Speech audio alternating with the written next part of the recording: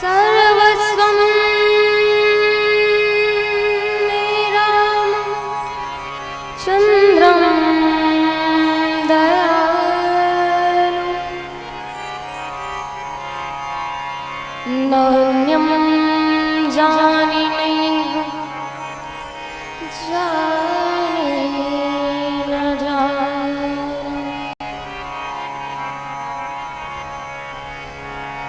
भक्ति भक्त भगवंत गुरु चतुर नाम बहु एक तिनके पद वंदन की नासै विघ्नानि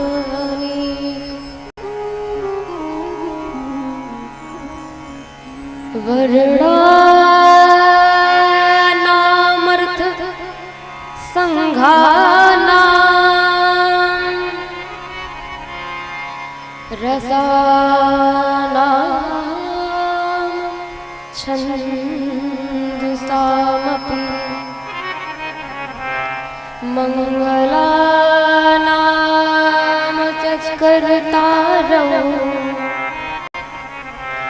वन्दे वाणी विनायकं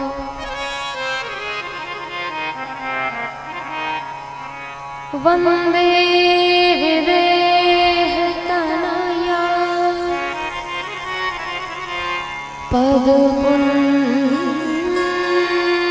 पदपुण्डरीकं कैसार सारव समाहित योगिचित्तम्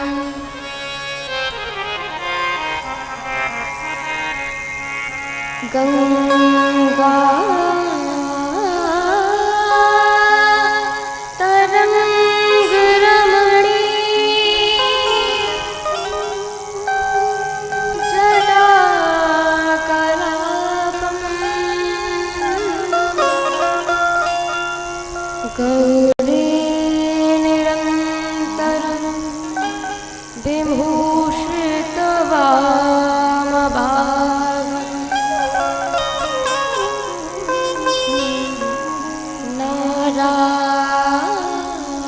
नारायण प्रिय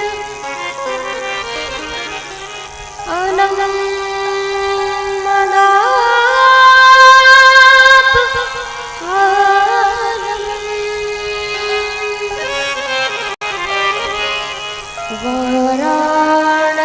वाराणसीपुरपतिं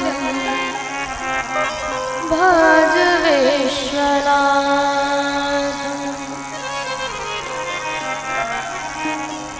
यत्र यत्र रघुनाथकीर्तनं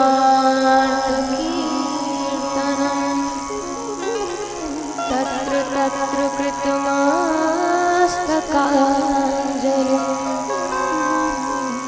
बाष्पवारि परिपूर्णलोचनं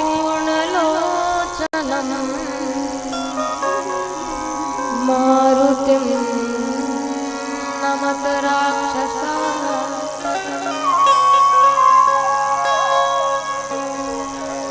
बंसी विभूषित करा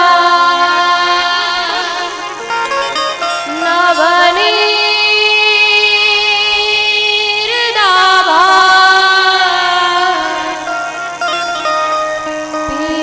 पीतांबरा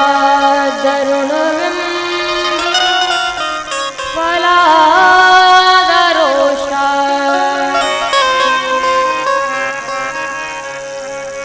पूर्णेन्दु सुंदर मुखा दारविंदनेत्रा कृष्णात् परं किमपि तत्त्वमहं न जाने बंदं श्री तुलसी के चरण जिनकी हो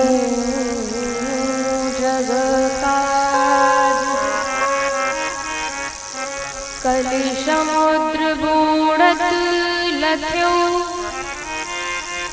प्रगट्यो सप्त जहाज सिया राम कथा रस रसिक प्रभु शंभुनाथ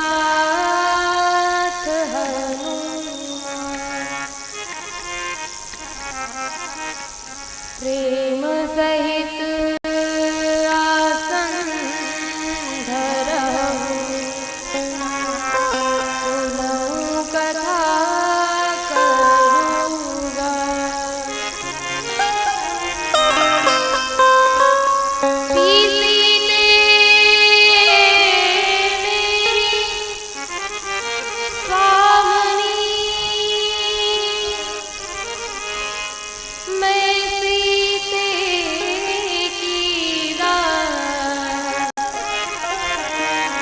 जन्म जन्म मोहि दीजियो श्री चरणन मेरा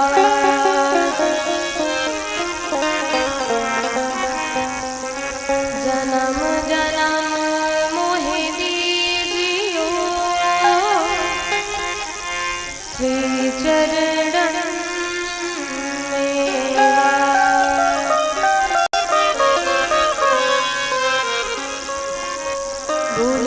श्यावर रामचंद्र की हनुमंतलाल जी महाराज की मैया जानकी की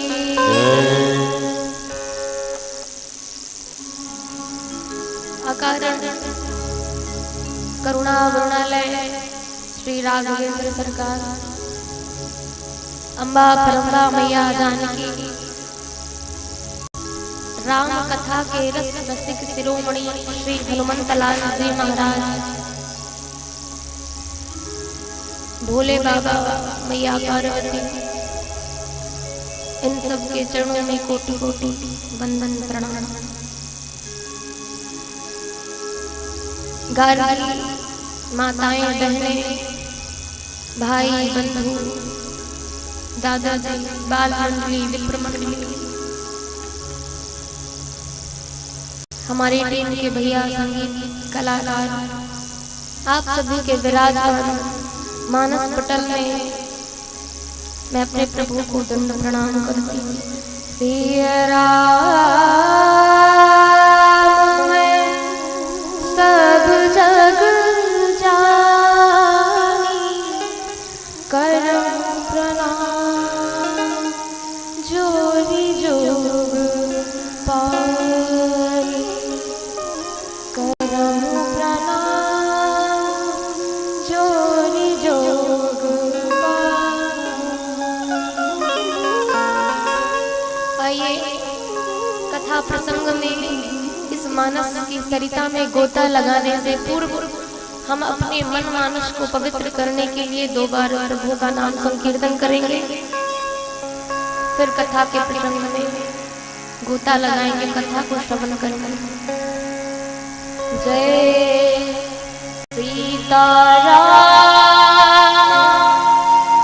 राजेंद्र रस के से प्यारे राघवा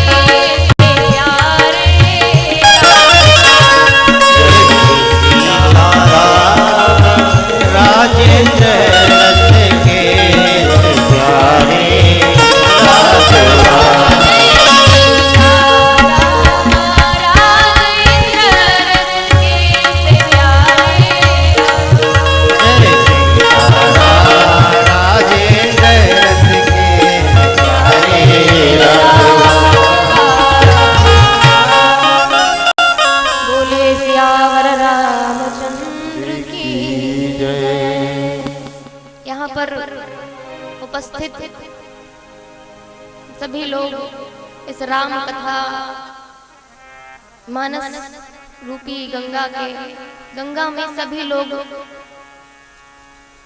3 तारीख से लेकर आज विराम दिवस है। सभी लोग बड़ी शांति का परिचय देते हुए बहुत ही सुंदर तरीके से आप लोगों ने कथा का श्रवण किया। अच्छा लगा, बहुत अच्छा लगा। आप लोगों ने बड़ी शांति से और बड़े आनंद के साथ कथा का श्रवण किया महाराज। ये कोई दो मत की बात नहीं है कि ऐसा कहना कि आप लोगों के ऊपर भगवान की अति हरी कृपा है। क्यों अति हरी कृपा जाहि पर होई पाव देहि मार्ग सोई। अति हरि कृपा जाहि पर होई पाव देहि मार्ग सोई। मार्ग सोई। आप सभी लोगों के ऊपर भगवान की अति हरी कृपा है महाराज। तभी आप लोग यहाँ पर भगवान के सत्संग में, भगवान के पावन पुनीत प्रसंगों में गोता लगा रहे हैं। क्योंकि जिसे जनता चुनती है महाराज वह जाकर संसद में बैठता है, परंतु जिसे भगवान चुनता है वह आके इस कथा पंडाल में बैठता है। इसलिए आप लोग अपने आप को भाग्यशाली समझिए कि आपके ऊपर भगवान की अति हरी कृपा। कल की कथा में हम लोगों ने क्या सुना था, अब आप लोग भी अपना परिचय दीजिए भाई, कैसे सुनते हैं आप लोग। कल की कथा में क्या क्या सुना मैया, बताइए क्या क्या सुना कल। किसी एक प्रसंग का नाम बताइए।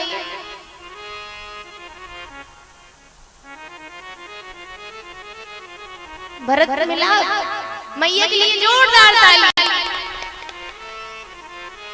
अब यहाँ से बताइए और कौन सा प्रसंग सुना। थोड़ा जोर से बोलिए, क्या कह रहे हैं, सुनाई नहीं पड़ रहा है। बताइए क्या सुना। पर यहाँ के जो श्रोता है भाई बहुत ही रसिक है और बहुत अच्छे तरीके से कथा का श्रवण करते हैं, यह आज हमको पता चला। चलिए कल के प्रसंग में हमने बहुत सारी चीज, बहुत प्रसंग सुने और जो भरत जी का प्रसंग सुना महाराज उसका तो वर्णन ही क्या क्या है।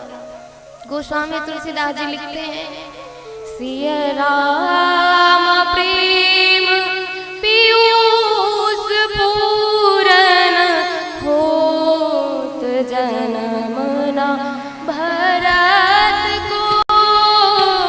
होत जन्म ना भरत को। मुनि मन अगम जानियाम समगम विषम गत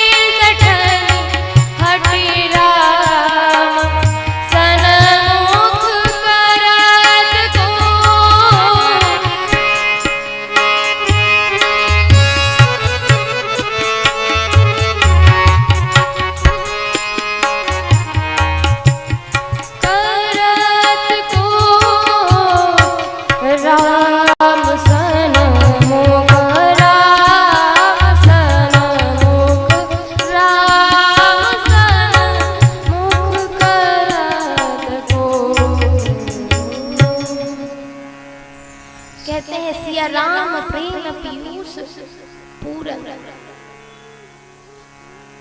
गोस्वामी तुलसीदास जी कहते हैं भरत जी जैसे, जिस प्रकार भरत जी ने भगवान के रूप को अपने जीवन में उतारा है, अपने मन में बसाया है महाराज, ऐसे भरत जी जो नियम आचरण व्रत तप का जो आचरण किया है महाराज, उसका वर्णन क्या कहना,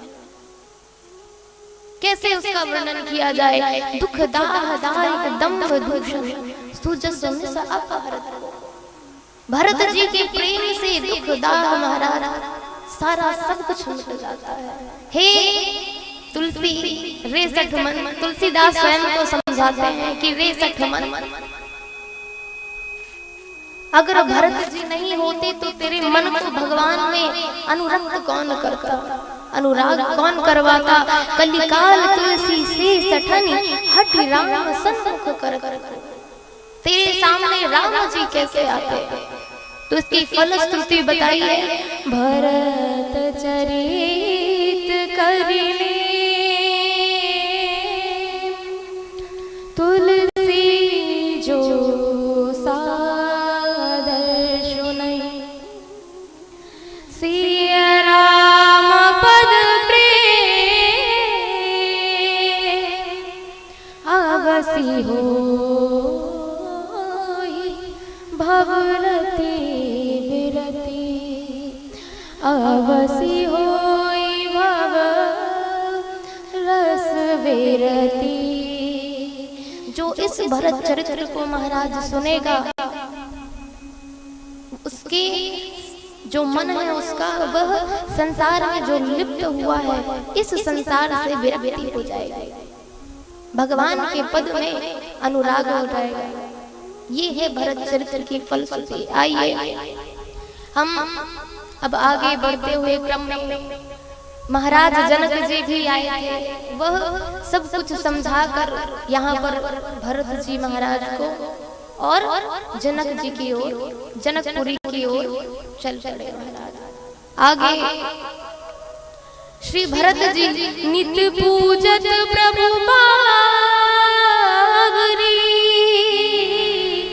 प्रीति न हृदय समात, मांगी मांगी आयुष करत राजकाज बहुकाज। मानो बावरी को ऐसे विराजमान किया है कि चरण पादुका नहीं बैठे हैं महाराज, ऐसा मानो ऐसी सेवा करते हैं कि स्वयं राघवेंद्र सरकार आसन आसीन हो और उनसे आदेश लेकर, उनसे आज्ञा लेकर सबकी सेवा करते हैं। यहाँ पर भगवान चित्रकूट में एक दिन एक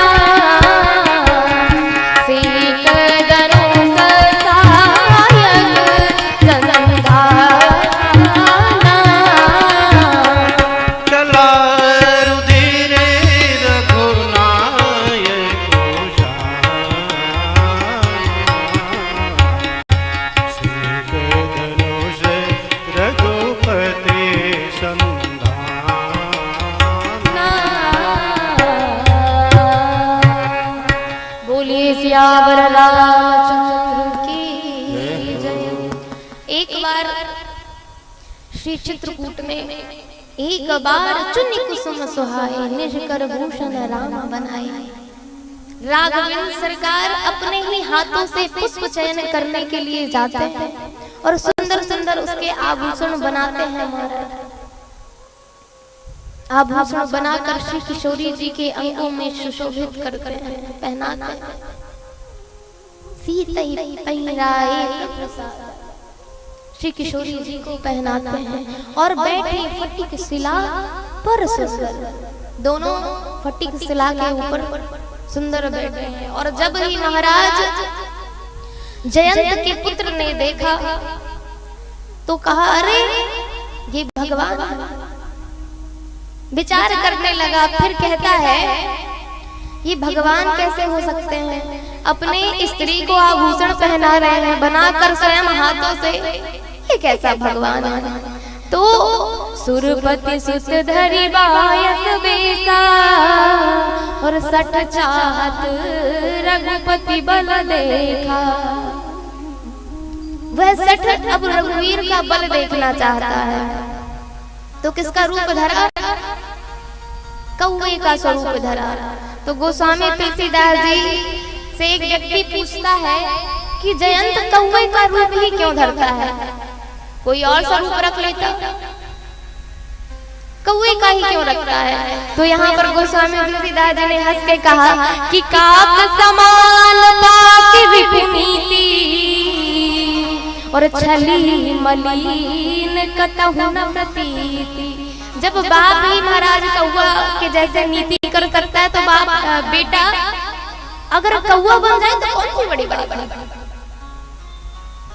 इसलिए यहाँ पर कौवे का वेश धारण करके जाता है जय, और क्या करता है? सीता चरण चोच हति भागा और मूढ़ मंदमति कारण कागा। काग का स्वरूप धरकर महाराज श्री किशोरी जी के चरण में प्रहार कर देता है। और जैसे ही प्रहार करता है तो मैया समझ जाती है, परंतु निज अपराध विशेष नहीं काओ, निज अपराध विशेष नहीं काओ। काक वह जयंत जानता है कि अगर मैं भगवान का अपराध करता हूँ तो भगवान क्षमा कर देंगे, परंतु जो अपराध भगत कर करई सुराम रोष पावक सो जरई। इसीलिए राम जी की भक्तों को अगर थोड़ा से भी सता देते हैं महाराज, तो राम जी छोड़ने वाले नहीं। इसीलिए श्री किशोरी जी के चरण में प्रहार करता है, क्योंकि जानता है ना कि राम जी के कर दो तो राम जी माफ कर देंगे। इसीलिए वो श्री किशोरी जी के चरण में प्रहार करता है। मैया समझ जाती है, पर माँ का एक हृदय ऐसा होता है महाराज कि वो कितना भी बेटा पुत्र कितनी भी गलती कर दे, पर माँ का स्वभाव होता है महाराज कि वो माफ कर देती है। परंतु श्री किशोरी जी तो भगवान के चरणों में अनुरक्त थी, तो कब उनके चरण से रक्त बह गया महाराज पता नहीं चला। परंतु किशोरी जी ने जयंत को कुछ नहीं कहा, परंतु जब चला रुधिर रघुनायक जाना, जब रक्त बहने लगा तब रघुनायक ने जाना और कुसा उठाई। क्यों? कि तू मेरा बल देखने आया है, तो मैं तुझे बल दिखाता हूँ। सीख धनुष सहायक संधाना, उस कुसा को उठाया है और उसका संधान कर दिया महाराज, और वह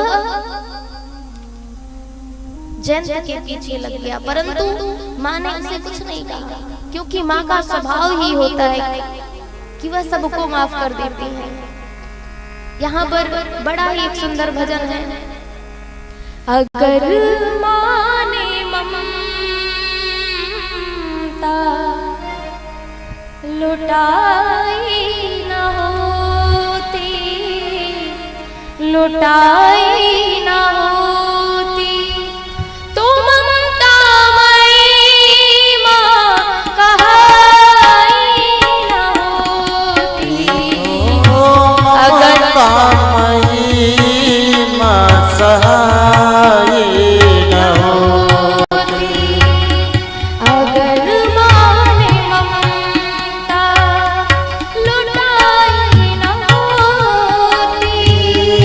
अगर मान ममता लुटाई न होती, तो ममतामयी माँ कहाई न होती।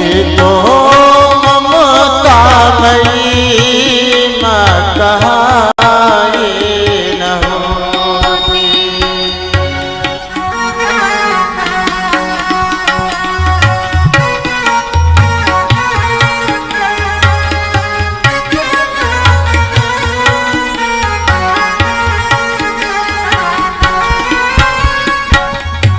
द्वारे पे आई माँ हमको निहारो, द्वारे पे आए हैं हमको निहारो, सोई हुई तकदीर सवारो। सोई हुई तकदीर सवार। अगर माने ज्योति जलाई न होती, अगर मान ज्योति जलाई न होती, तो ममतामयी माँ कहाई न होती। तो ममतामयी माँ कहाई न होती।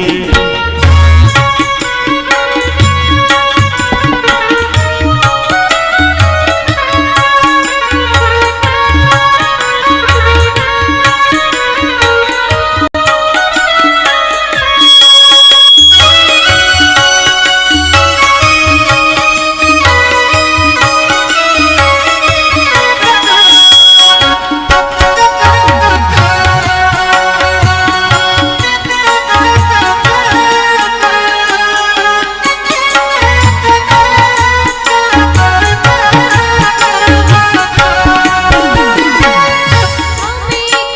पड़ी है, हम तुम्हें बनाए।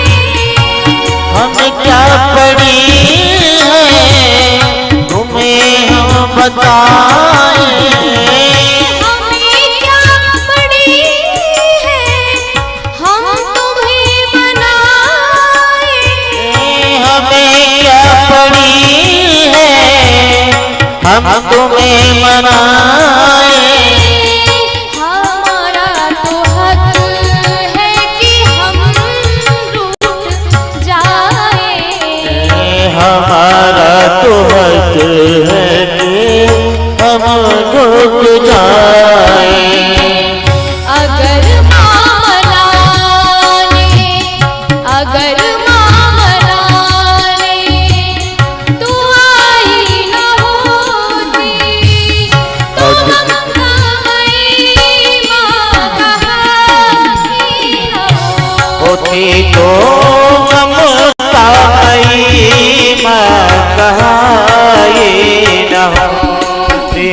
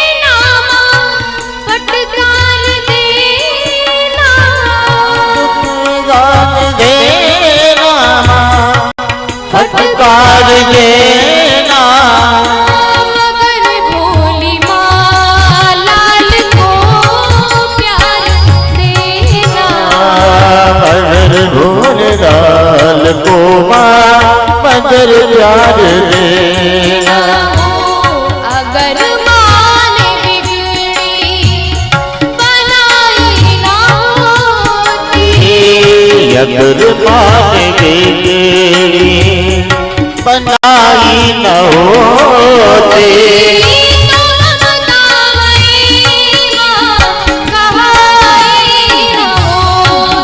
तो ममता महिमा कहाई न होती। अगर माने ममता लुटाई न होती, अगर माने ममता लुटाई न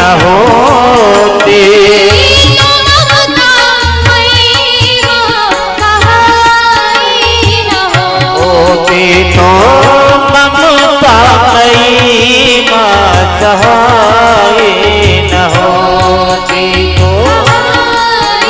न होती कहाई न होती। बोलिए सियावर रामचंद्र की जय हो। आप लोगों से सबसे अनुरोध है कि शांति बनाकर रखें, तभी आज के आप विशेष विशेष प्रसंगों को सुन पाएंगे। मनोहर राणा ने कहा है कि माँ क्या होती है, मैंने तरक्की के हर उस निशान को छुआ, पर जब मेरी माँ ने मुझे गोद में लिया महाराज, जब मेरी माँ ने मुझे गोद में उठाया तब जाकर आसमान को छुआ। माँ के प्रेम का, माँ के ममत्व का वर्णन नहीं किया जा सकता।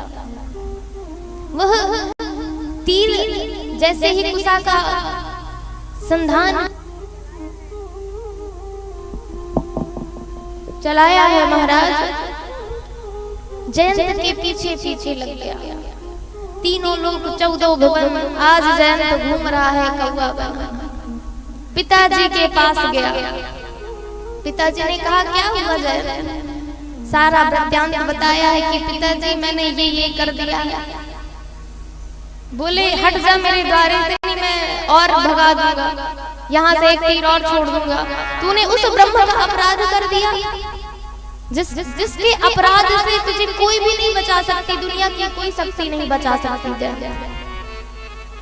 ब्रह्मा जी के पास जाता है, विष्णु जी के पास जाता है, पर किसी से कुछ कोई सहायता नहीं।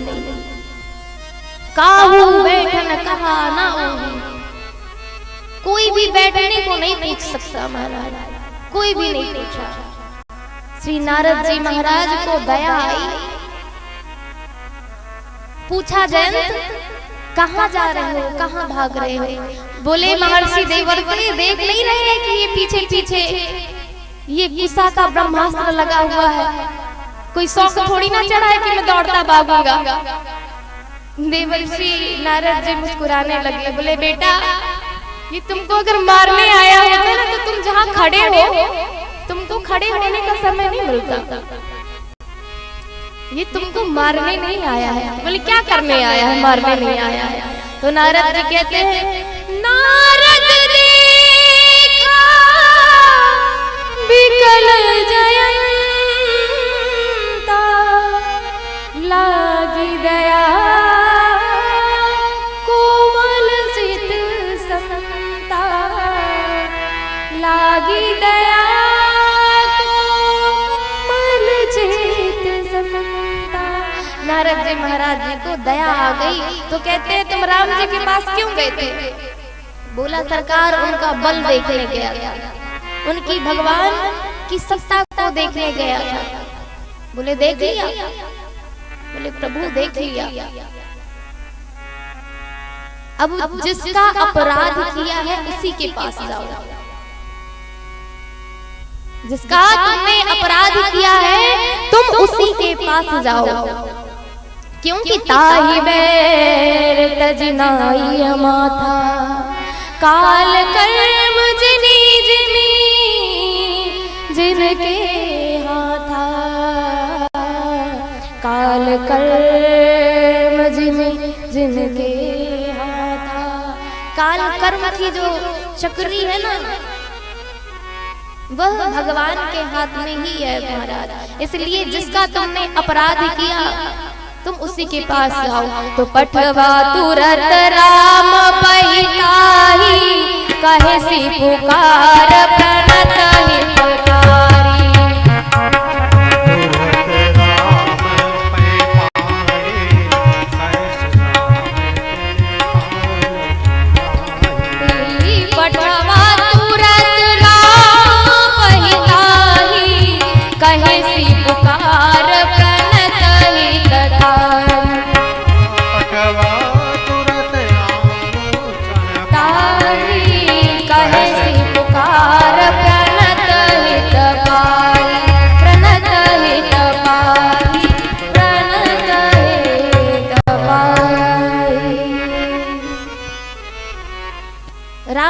राम जी के पास जयंत पाहीनाथ कहते हुए आया है, दंड प्रणाम करने लगा।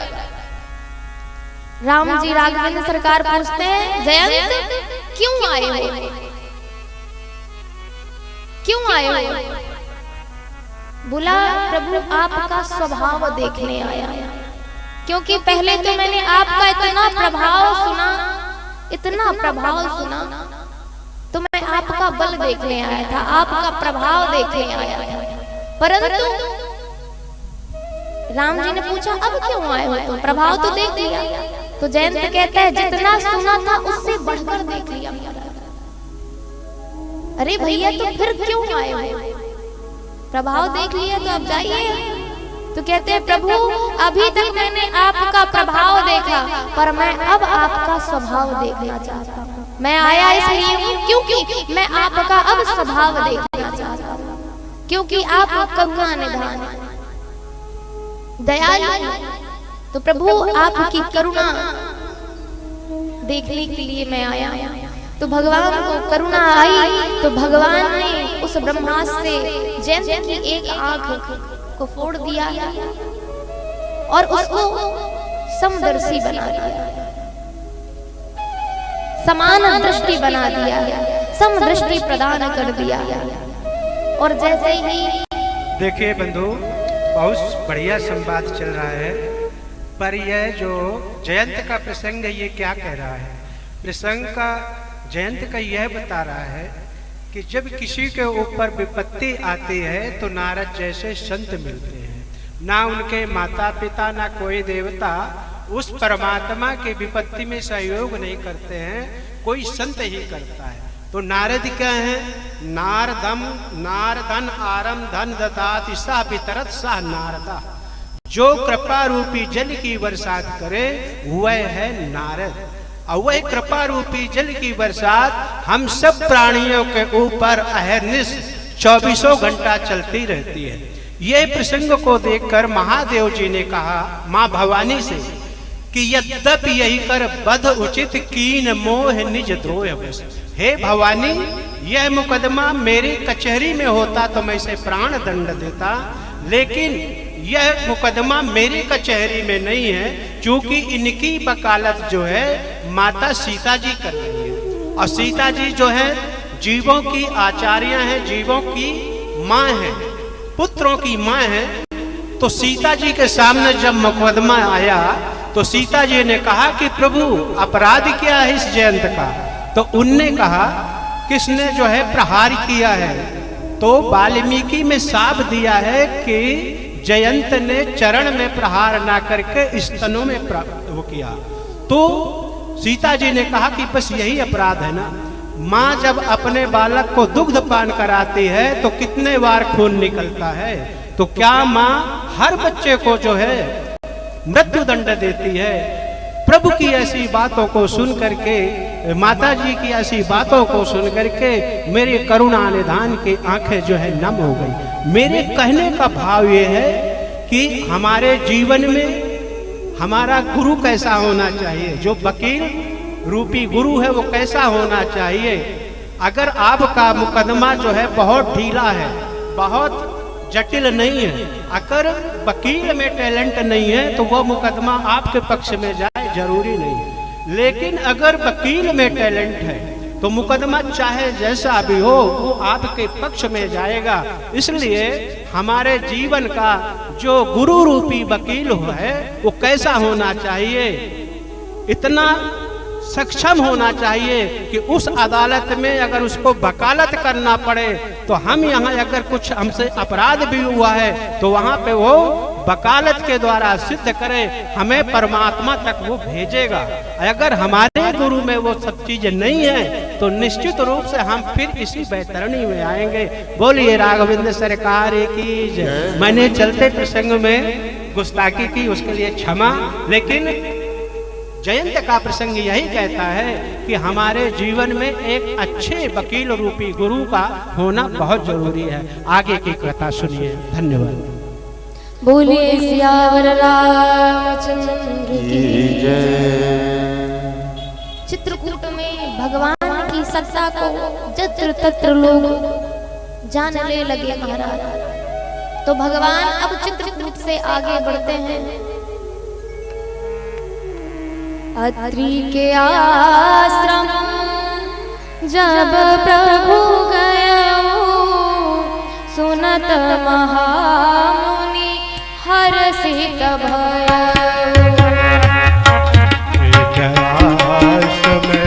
जब प्रभु गया सुनत महामुनि हर्षित भया।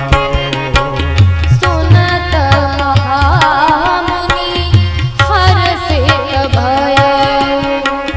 सुनत महामुनि हर्षित भया। अत्रि जी ने महाराज जब राघवेंद्र सरकार को भैया मैया के साथ देखा तो द्वारे से ही स्वागत सत्कार किया है महाराज, और ग्रह आश्रम के अंदर लेकर आए, कंदमूल फल भोजन दिया। यहाँ पर 100 प्रकार से अत्रि जी भगवान की पूजा करते हैं। और माता अनुसुईया यहाँ पर जो स्तुति की है, नमामि नमामि भक्तवत्सलं कृपालुशीलकोमलं, भजामि ते पदाम्बुजम् अकामिनां स्वधामदम्। अनेकों अनेक प्रकार से भगवान का पूजन करते हैं, स्तुति करते हैं। विनती करी मुनि नाय सिरो, कह कर जोरी बहोरी। चरण सरोर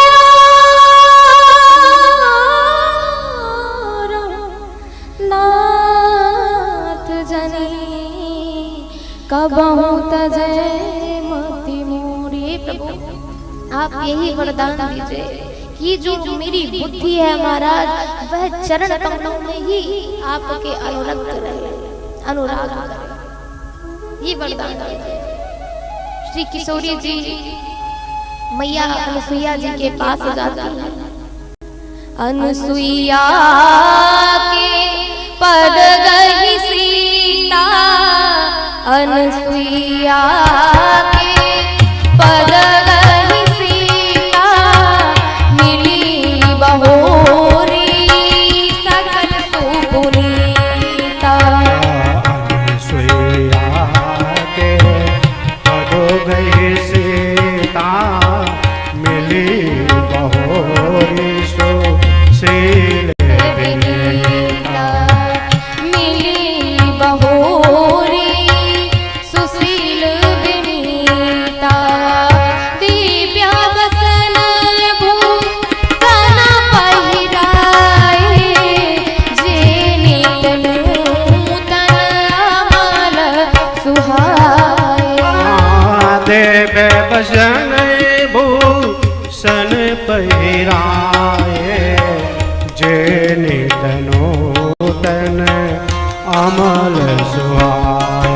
मैया अनुसुईया ने श्री किशोरी जी को नारी धर्म का उपदेश दिया है महाराज। क्या दिया है?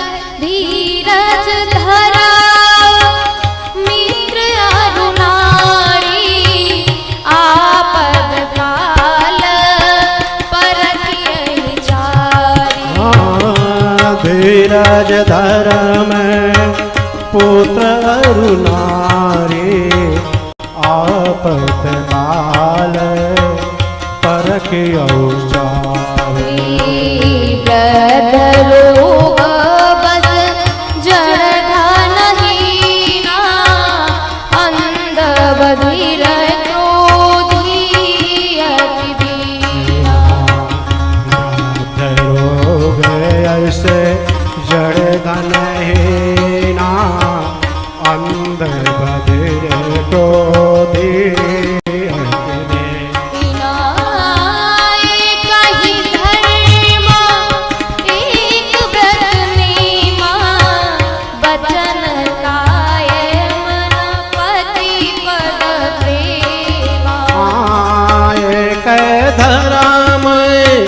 एक तूने माँ काय बचन मम पति पद प्रेमा। पति पद प्रेमा, पति पद प्रेमा। बोलिए सियावर रामचंद्र की जय। अनुसुईया के पद गई सीता। श्री किशोरी जी ने मैया अनुसुईया को प्रणाम किया है महाराज। मिली बहुरी सुशील विनीता। बड़े प्रेम के साथ, आदर सम्मान के साथ मैया अनुसुईया से आज सीता जी मिल रहे। दिव्य बसन भूषण पहिराए, जे नित नूतन अमल सुहाए। मैया अनुसुईया ने दिव्य वसन भूषण आभूषणों को दिया है महाराज, पहनाया है, जो नित्य नवीन है, जो कभी मैले नहीं होते। ऐसे आभूषणों को दिया, दान दिया। नारी धर्म का उपदेश दिया है। धीरज धर्म मित्र अरु नारी, आपत्काल परखिए चारी। ये आपत्ति काल में धीरता, धर्म और मित्र और नारी। जब आपत्ति पड़ती तो हमारे अंदर धैर्य होता है कि नहीं होता है।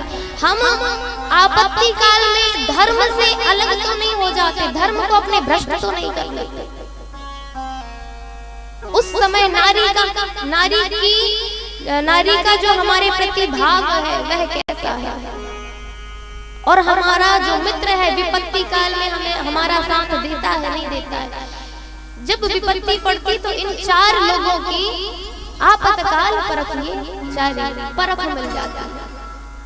नारी उपदेश कहते हैं कि किसी भी स्त्री का पति रोगी हो, अंधा हो, बहरा हो, परंतु अंध बहिर क्रोधी अति दीना, कैसा भी हो परंतु उसके लिए वह भगवान के स्वरूप है। एक ही धर्म एक व्रत नेमा, उसके लिए एक ही व्रत है, एक ही नियम है। काय वचन मन पति पद प्रेमा, पति के चरण में उसका प्रेम हो महाराज। जग पतिव्रताचार विधि यही, वेद पुराण संत सब कहानी। वेद पुराण संत सभी कहते हैं कि जो चार प्रकार की नारियां होती हैं, जो प्रथम श्रेणी की होती हैं, वह स्वप्न में भी पर पुरुष को नहीं देखती। जो दूसरे नंबर की पतिव्रता स्त्रियां होती हैं, वह भाई के समान, हमसे जो बड़े हैं वह पिता के समान देखते हैं, हमसे जो छोटे हैं पुत्र के समान देखते हैं। ऐसे धर्म का निर्वाह करते हुए चलती हैं। तीसरे प्रकार की जो उनको धर्म भी अच्छा लगता है और धर्म के विपरीत चलना भी अच्छा लगता है। और चौथे प्रकार की नारियां, उनका कहना ही क्या, वो पति के वचनों के अनुरूप चलती हैं महाराज, और दूसरे जन्म में वैधव्य का रूप प्राप्त करती हैं। और यहाँ तक कि वेद कहता है वो स्त्रियां रौरव नरक में जाकर करती हैं। आज अनुसुईया माँ का यह गान क्यों गाया जा रहा है? क्योंकि वह पतिव्रता थी। ब्रह्मा विष्णु महेश को उन्होंने पालने में जुटाया है। माता अनुसुईया ने डाल दिया पालना, झूल रहे तीन देव बन करके लालना। माता अनुसुईया ने डाल दिए पालना, तीन देव झूल रहे बन करके लालना। माता अनुसुईया ने डाल दिया पालना, झूल रहे माता अनुसुईया ने डाल दिए पालना, झूल रही तीन देव बन करके लालना।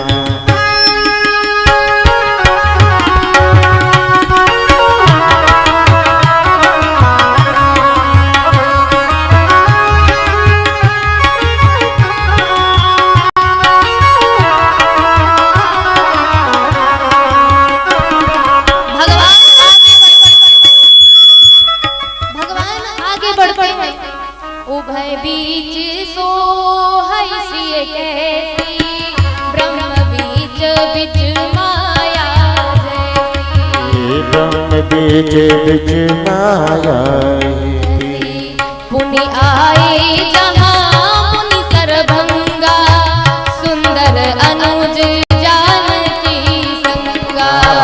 सुंदर अनुज जानकी गंगा, सुंदर अनुज जानकी संगा, जानकी संगा। बोलिए सियावर रामचंद्र की जय। भगवान वहां से आगे बढ़े हैं महाराज। यहाँ पर गोस्वामी तुलसीदास जी कहते हैं उभय बीच श्री किशोरी जी बीच में ऐसा सौभाग्यवान हो रही है महाराज कि ब्रह्म और जीव के बीच जैसे माया होती है, आज श्री किशोरी जी वैसे दिख रहे हैं, ऐसे चल रही है। पुनि आए जहाँ मुनि सरभंगा, सुंदर अनुज जानकी संगा। शरभंग ऋषि के आश्रम में प्रभु आए हैं। 1600 प्रकार से महाराज अनेक प्रकार से पूजन किया है शरभंग ऋषि ने। और यहाँ पर शरभंग ऋषि जी ने बाएं पैर के अंगुष्ठ से अपने देह को भस्म कर लिया और भगवत धाम चले गए। बैकुंठ सिधार गए। बैकुंठ सिधारा अस कही जोग अगणित अनुजारा, राम कृपा बैकुंठ सिधारा। भगवान आगे बढ़ते हैं, उनके साथ विप्रों की मंडली है। क्या देखते हैं? अस्थि समूह देखी रघुराया,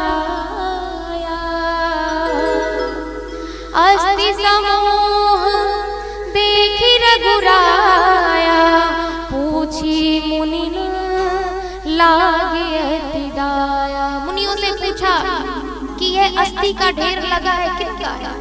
तब सारे विप्रों ने बताया कि निश्चरों ने इनका संत का ऐसा संत को खा जाते हैं और हड्डियों के यहाँ पर उन्हीं संतों की हड्डियों के ढेर है। श्री राघवेंद्र सरकार के आज नेत्रों में अश्रुजल छा गए। भगवान आज रोने लगे हैं उस समय कि संतों का ये हाल हो रहा है। तब भगवान वहां पर प्रण लेते हैं, निशिचरहीन करो मई मुझ उठाए पन की, सकल मुनिन के आश्रम जाय जाय सुख दीन, सकल मुनिन के आश्रम जाय जाय सुख दीन। मैं इस धरा को राक्षसों से विलीन कर दूंगा, राक्षसों का आतंक खत्म कर दूंगा, ऐसा प्रण लेते हैं। और मुनियों के आश्रम में जाकर उन संतों को उस तपस्या का फल देते हैं, दर्शन का लाभ देते हैं। आगे पढ़ते हैं भगवान, तो भगवान को एक बड़ा ही भक्त मिलता है। वह कौन है? आइए, वह है सुतीक्षण जी। तो क्या कहते हैं गोस्वामी तुलसीदास? मुनि अगस्त कर शेष सुजाना,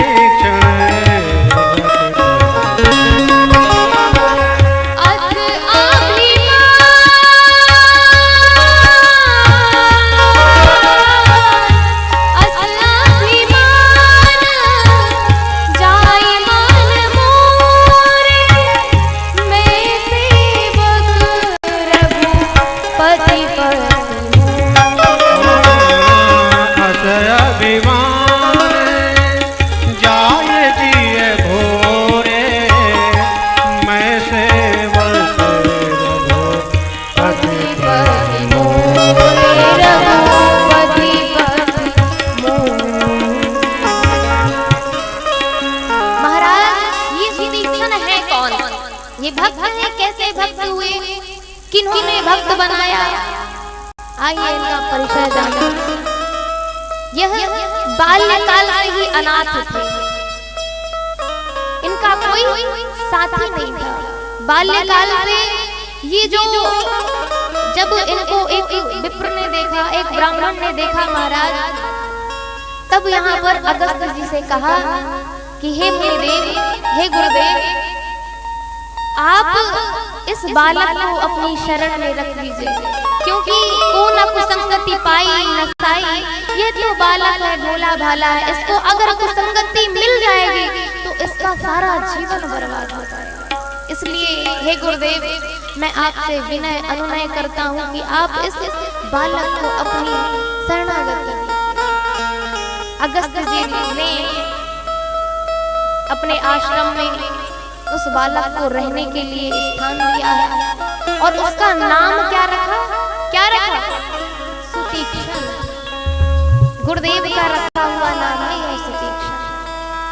एक बार क्या हुआ, सुतीक्ष्ण जी बड़े हुए, सभी शिष्य उस आश्रम में नहीं थे, गुरुदेव जी थे, अगस्त्य जी बस थे।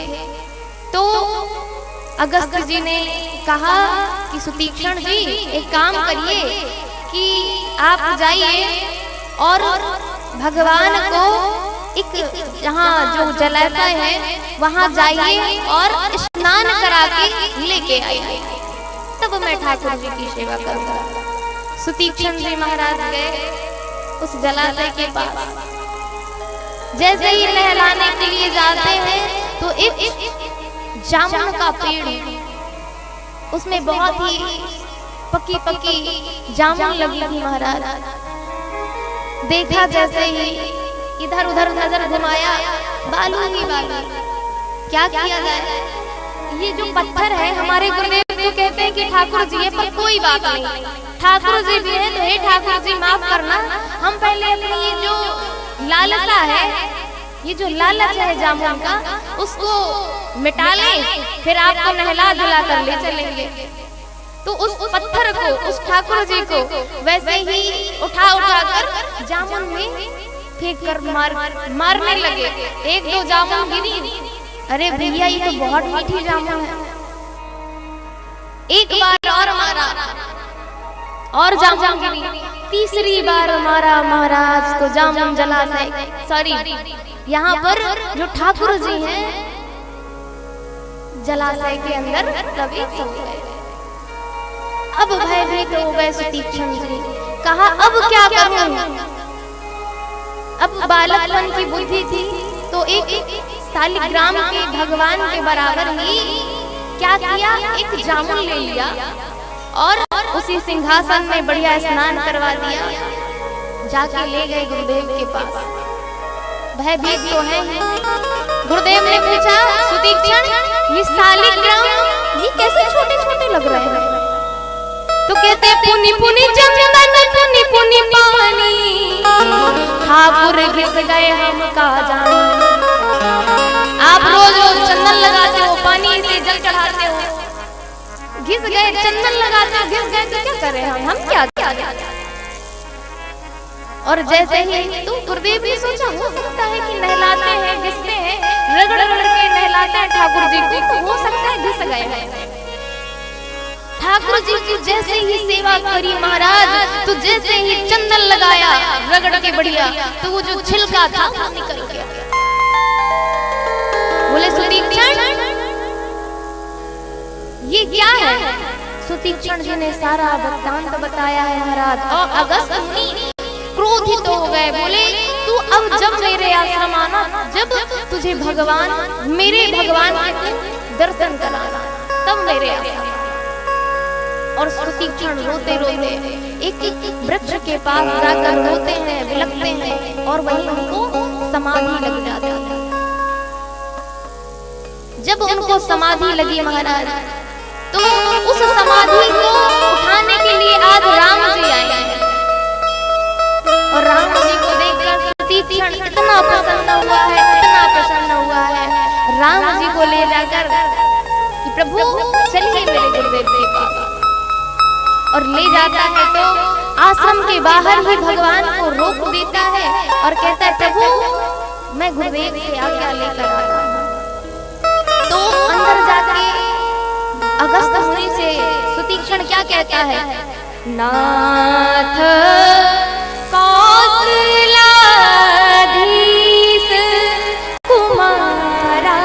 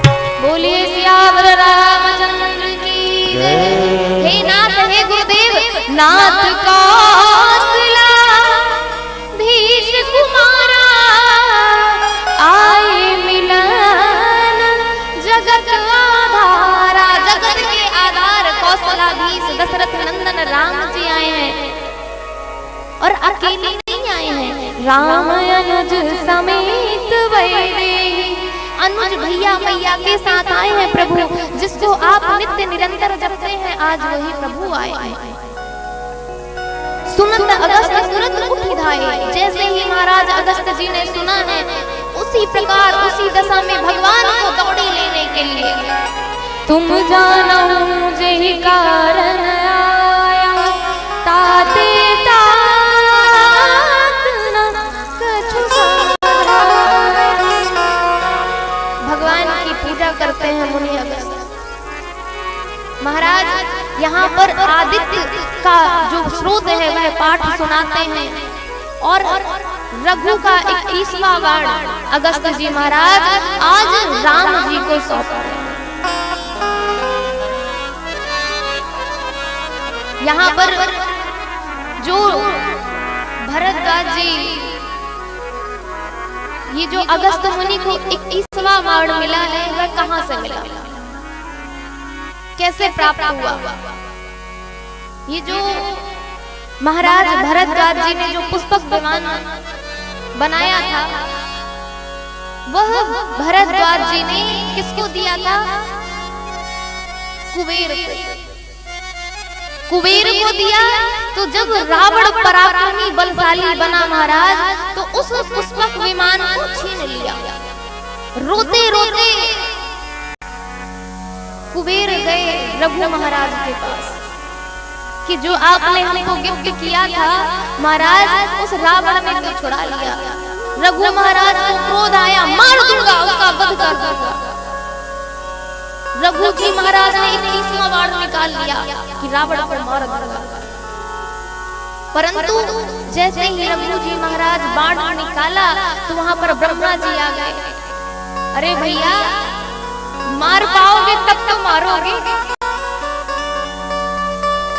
ये आपके हाथ से नहीं मरने वाले हैं, मारने वाला तो कोई और आएगा, आपके ही वंश में अवतरित होंगे। तब यहाँ पर रघु जी ने मुनि अगस्त को दे दिया था यह, और मुनि अगस्त ने राम जी को सौंप दिया महाराज। यहाँ पर राघवेंद्र सरकार पूछते हैं कि प्रभु कहाँ निवास करें। हे प्रभु परम मनोहर ठाम, पावन पंचवटी पे नाम, पावन पंचवटी पे नाम। यहाँ पर रहने के लिए पंचवटी का पता बतलाते हैं। भगवान पंचवटी में आगे बढ़ते हैं। ये पंचवटी है क्या? ये जो रामचरितमानस के जो प्रसंग है वह हमारे जीवन से ही जुड़े हुए हैं महाराज। पंचवटी क्या है? जहाँ पर निशाचर आते हैं, काम क्रोध लोभ मोह।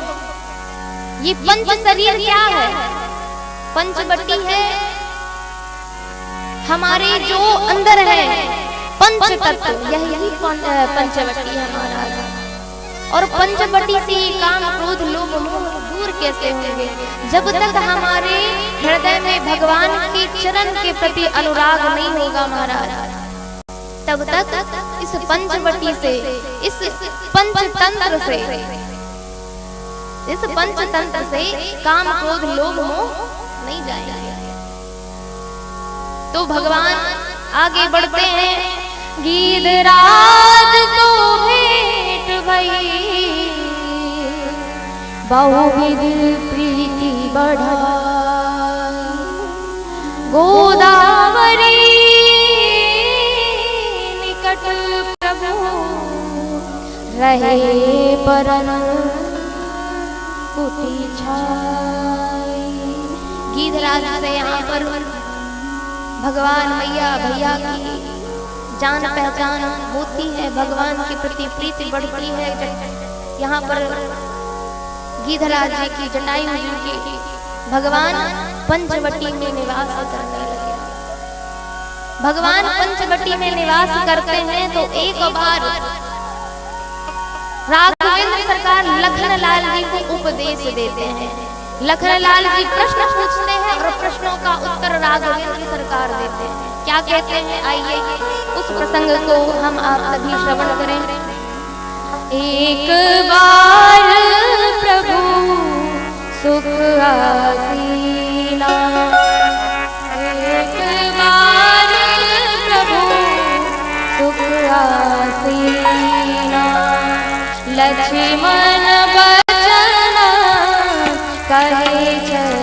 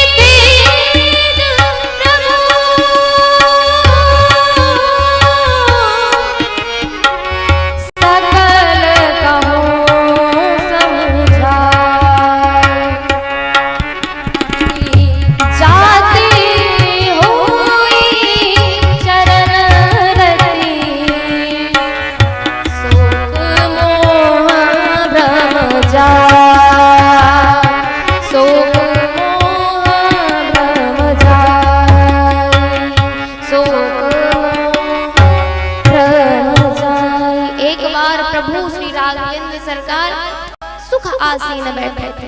यहाँ पे गोस्वामी तुलसीदास जी राघवेंद्र सरकार को सुख आसीन कहते हैं।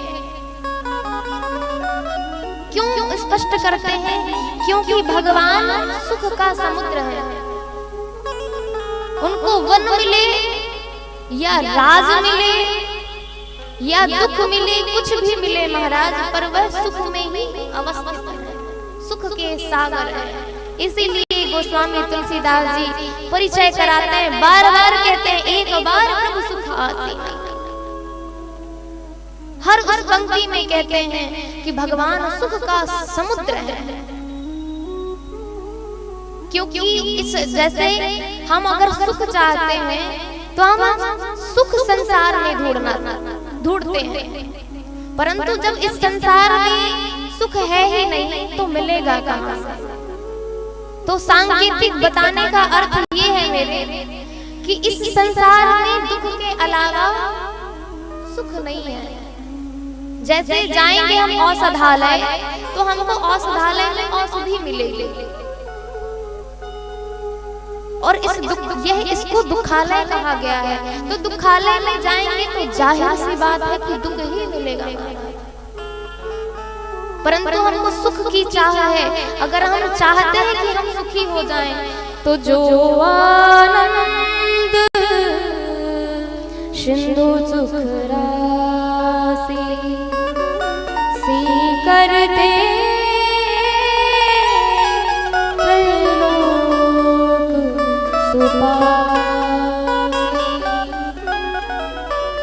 सुख की प्राप्ति करना है तो हमें भगवान के पास ही जाना पड़ेगा। लक्ष्मण जी कहते हैं कहूँ ज्ञान विराग अरु माया। हे प्रभु ज्ञान क्या है, वैराग्य क्या है, अरु माया। कहूँ ज्ञान विराग अरु माया, और जिससे आप बहुत ही जल्दी प्रसन्न हो जाते हैं। कहा सो भक्ति करम जिताया। उस भक्ति को बताइए प्रभु आप यह बताइए। ईश्वर जीव भेद प्रभु सकल कहो समझाए। भगवान और जीव में क्या अंतर है? जाते हो चरण शोक मोह भ्रम जाए। प्रभु आप जिससे द्रवित हो जाते हैं, जिससे आपके प्रति अनुराग हो जाए, उसका निरूपण कीजिए। तो भगवान कहते हैं माया। लखनलाल जी थोरे मह सब कहूँ बुझाई, सुनहु तात मति मन चितलाई। अगर हम किसी चीज को सीखना चाहते हैं तो हमारे अंदर 3 चीजें होनी चाहिए। कौन कौन सी? यहाँ पे स्पष्ट किया गोस्वामी तुलसीदास जी महाराज ने कि मन चित्त लाई। सुनो तात मति। मति का संबंध किससे होता है? चिंतन से। और जब हम भगवान का चिंतन करते हैं महाराज, तब हमारे अंदर भक्ति का प्रभु जागता है। तो भक्ति कौन है? श्री सीता जी। और मन का संबंध किससे होता है? मन का संबंध होता है वैराग्य से। और वैराग्यवान कौन है यहाँ पर? श्री लखनलाल। और यहाँ पे जो मति है हमारी, मति का जो संबंध होता है ज्ञान से होता है। तो जब ये चीज हमारे अंदर होंगी महाराज, तब हम इस चीज को, इस ज्ञान को और भगवान की बातों को आज समझ पाएंगे। तो सुनहु तात मति मन चितलाई। भगवान अब थोरे में सब कहूँ बुझाई। भगवान इशारे में कहते हैं, क्योंकि विस्तार से नहीं बताते हैं। तो भगवान थोड़ी में संक्षेप में बताते हैं। क्या कहते हैं?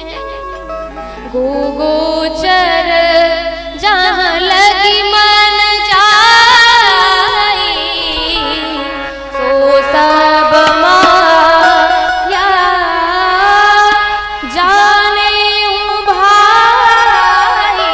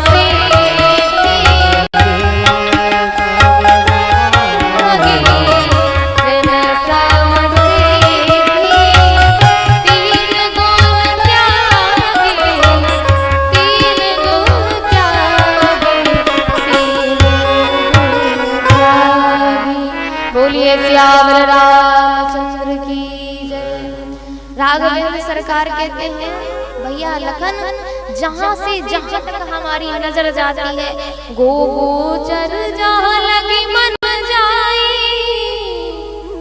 सो सब माया जाने भाई।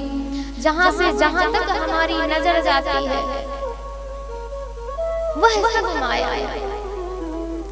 पर हम अपने आप को मान लेना, क्योंकि आज जैसे हम कहीं जाते हैं तो बोलेंगे देवी जी भगवान है, हम बोले भगवान है, पर कैसे वर्णन करें कि भगवान है। तो हमारे जो बड़े सरकार थे श्री रामकृष्ण दास जी महाराज, उनके पास एक व्यक्ति गया और हमारे गुरुदेव पूजन में बैठे थे, चंदन लगा रहे थे। तब वहां पर उस व्यक्ति ने कहा, दंड प्रणाम किया है और कहा गुरुदेव हमने आपको आपके बारे में बहुत सुना है, तो आपसे हम ये पूछना चाहते हैं, हमने ये भी सुना है कि आपको साक्षात भगवती राखी बांधती है, श्री किशोरी जी रक्षा सूत्र बांधती है। तो जब आपको बांधती हैं, आपको दिखती हैं, तो हमको भी दिखाइए, हमने आपके बारे में बहुत सुना है। और हमारे जो गुरुदेव है वह मौन रह गए, कुछ नहीं बोला। वो जो अपनी प्रतिक्रिया कर रहे थे, चंदन लगा रहे थे, तो वो अपना काम अपने कार्य में ही रत थे। परंतु जब बार बार उस व्यक्ति ने पूछा तो गुरुदेव उठे और उसको एक तमाचा मारा। महाराज उस व्यक्ति ने गुरुदेव को गालियां देना शुरू कर दिया। अरे आपको तो हम बहुत बड़ा भारी संत जानते थे, आप तो पाखंडी निकले, आपने मुझे थप्पड़ मार दिया। गुरुदेव ने कहा कि कहाँ थप्पड़ मारा, बता। बोले ये देखिए थप्पड़ मारा। बोले दिखा, दिखता नहीं है तो सुना, दिखा कहाँ थप्पड़ मारा। बोले ये मारा, यहाँ मुझे दर्द हो रहा है। तो बोले कि जिस प्रकार तू अपना दर्द नहीं दिखा सकता, उस थप्पड़ को नहीं दिखा सकता, तू केवल अनुभव कर सकता है। इसी प्रकार मैं अनुभव कर रहा हूँ कि मेरी किशोरी जी यहाँ बैठी है, परंतु जिस प्रकार तू थप्पड़ की मार नहीं दिखा सकता, उसी प्रकार मैं अपनी किशोरी जी को नहीं दिखा सकता, उस प्रकार मैं अपने भगवान को नहीं दिखा सकता। भगवान है महाराज। एक आस्तिक नास्तिक में बड़ी लड़ाई हो गई। नास्तिक कहता है भगवान नहीं है और आस्तिक कहता है कि भगवान है।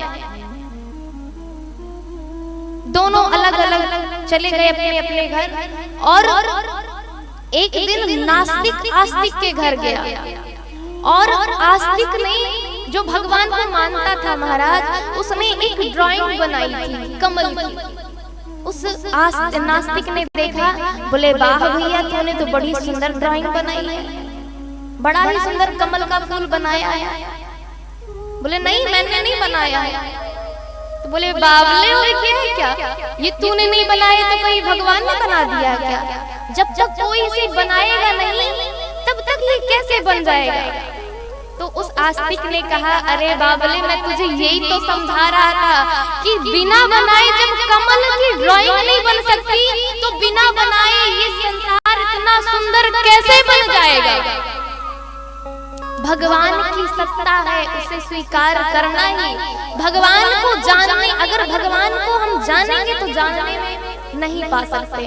भगवान का प्रेम जानने से प्राप्त नहीं हो सकता, भगवान का प्रेम मानने से प्राप्त हो सकता है। तो ये माया क्या है? माया श्री किशोरी जी है। और जब हम भगवान की ओर अपना मुख कर लेते हैं तो वह माया श्री किशोरी जी हमें हमारे भगवान से मिला देती है। तो गोस्वामी जी कहते हैं माया क्या है? गो गोचर जहाँ लगी मन जाई, सो सब माया जाने बाई। ज्ञान मान जहाँ एक नहीं, जहाँ अपनी प्रभुता का ज्ञान, अहमता हो गया कि मैं तो बहुत ज्ञानी हूँ। कहीं गए हम अपने मन में विचार कर रहे हैं कि हमको ऐसा मान देंगे, सम्मान देंगे। महाराज जैसा हमने सोचा था वैसा कहा, उसकी प्रतिकूल हुआ, अनुकूल नहीं हुआ, प्रतिकूल हुआ, तो वह क्रोधित हो गया। क्यों भाई, क्यों अपने मन में परिकल्पना की थी तुमने? तो जिसके अंदर मान सम्मान की अभिलाषा ना हो वो होते हैं भक्त।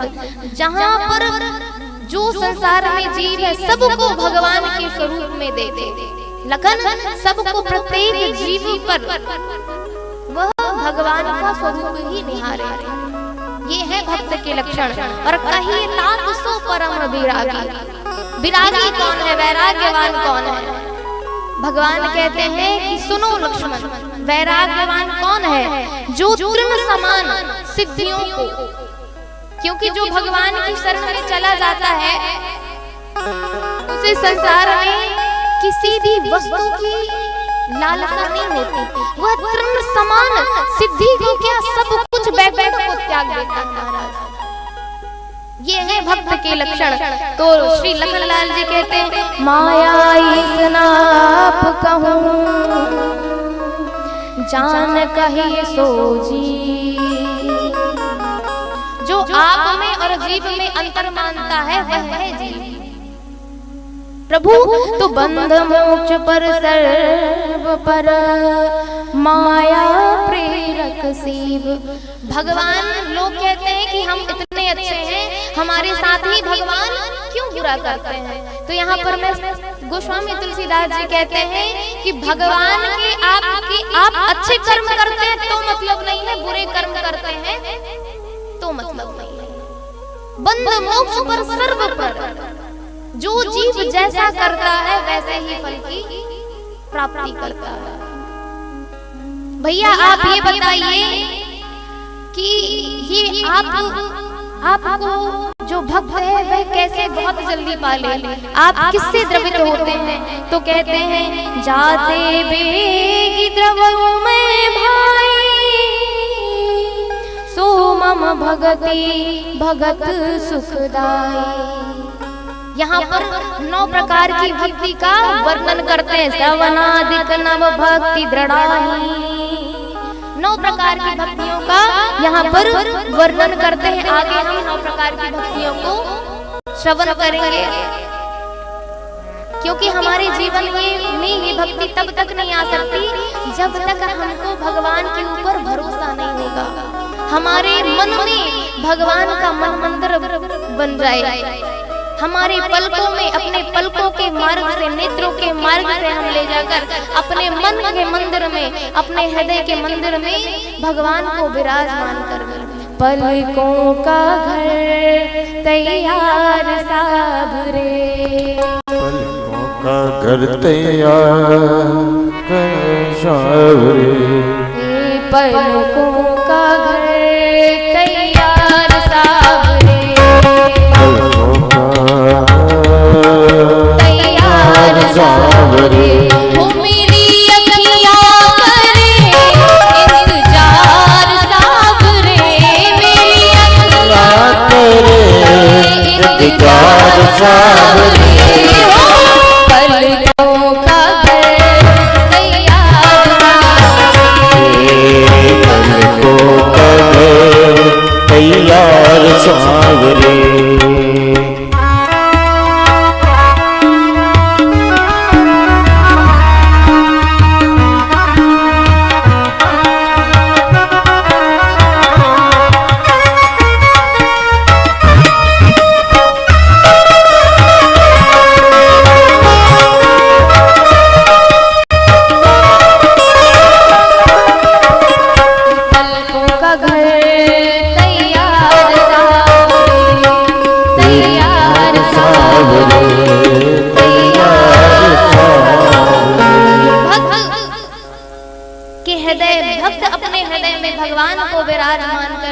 उनके चरणों को विराजमान करके नित्य उनको देखे निहारे महाराज, और उनका स्मरण करता रहे। भजन कर्म मन मोर गति, भजन करहि निष्काम। हे लखन, मन क्रम वचन से वह मुझे जानता हो, मेरी गति और भजन करे निष्काम, उसके मन में कोई इच्छा ना हो, निष्काम भावना हो, तो तिनके हृदय कमल महु करम सदा विश्राम। भगवान उनके हृदय कमल में निवास करते हैं महाराज, जो निष्काम रूप से भगवान की भक्ति करते हैं। भगवान जैसे ही समझा रहे थे तो यहाँ पर उसी समय सूपनखा आ जाती है। कैसे आती है? सूपनखा बढ़ के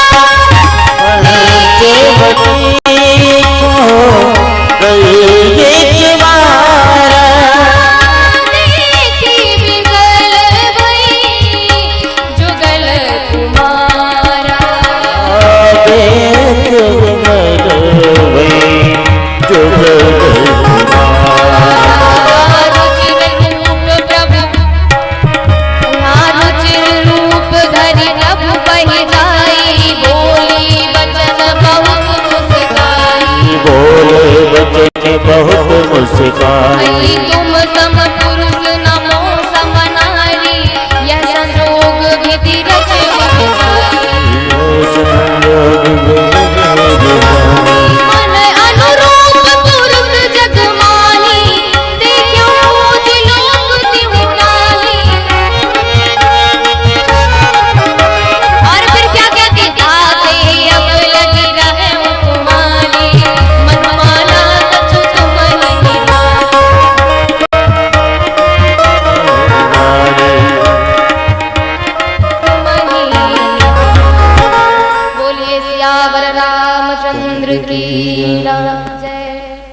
यहाँ पर सूपनखा ने जब देखा, सूपनखा रावण के बहनी, गोस्वामी तुलसीदास जी परिचय देते हैं सूपनखा का। सूपनखा कौन?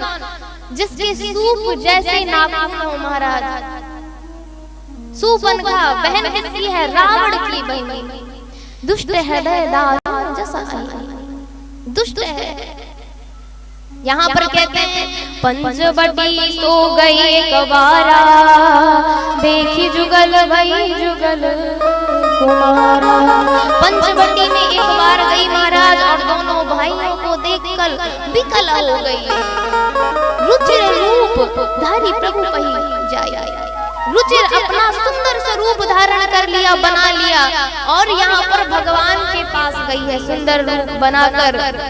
और यहाँ पर सूपनखा बता रही है कि तुम सम पुरुष नमो सम नारी, न तुम्हारे समान पुरुष है और न मेरे समान नारी। और यह संजोग विधि रचे विचार।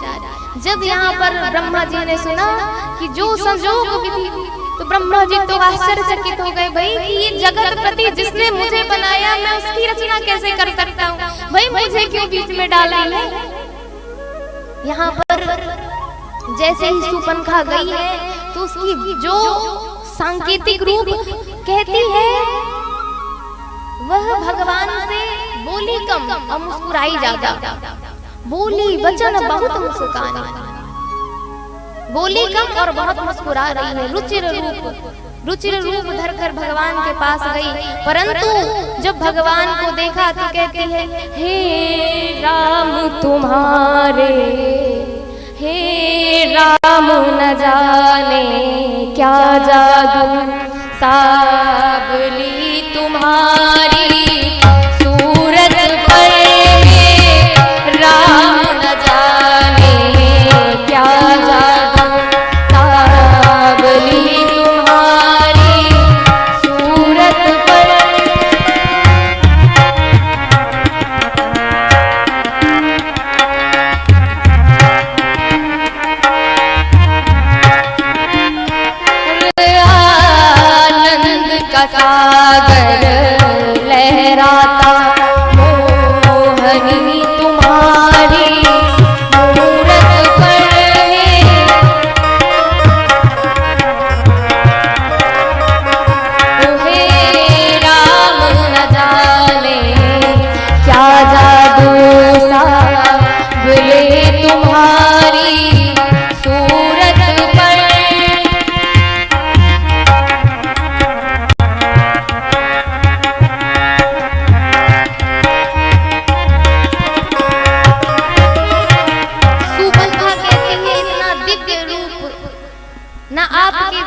पुरुष है महाराज और न मेरे जैसे नारी है। मैं आपके पास विवाह का प्रस्ताव लेकर आई हूँ। यहाँ पर कहती है तुम सम पुरुष नमो सम नारी। भगवान के पास कैसे जाना चाहिए, कैसे जाना चाहिए? भगवान के पास बनकर नहीं जाना चाहिए, जो हम हैं वास्तविकता में वैसे जाना चाहिए।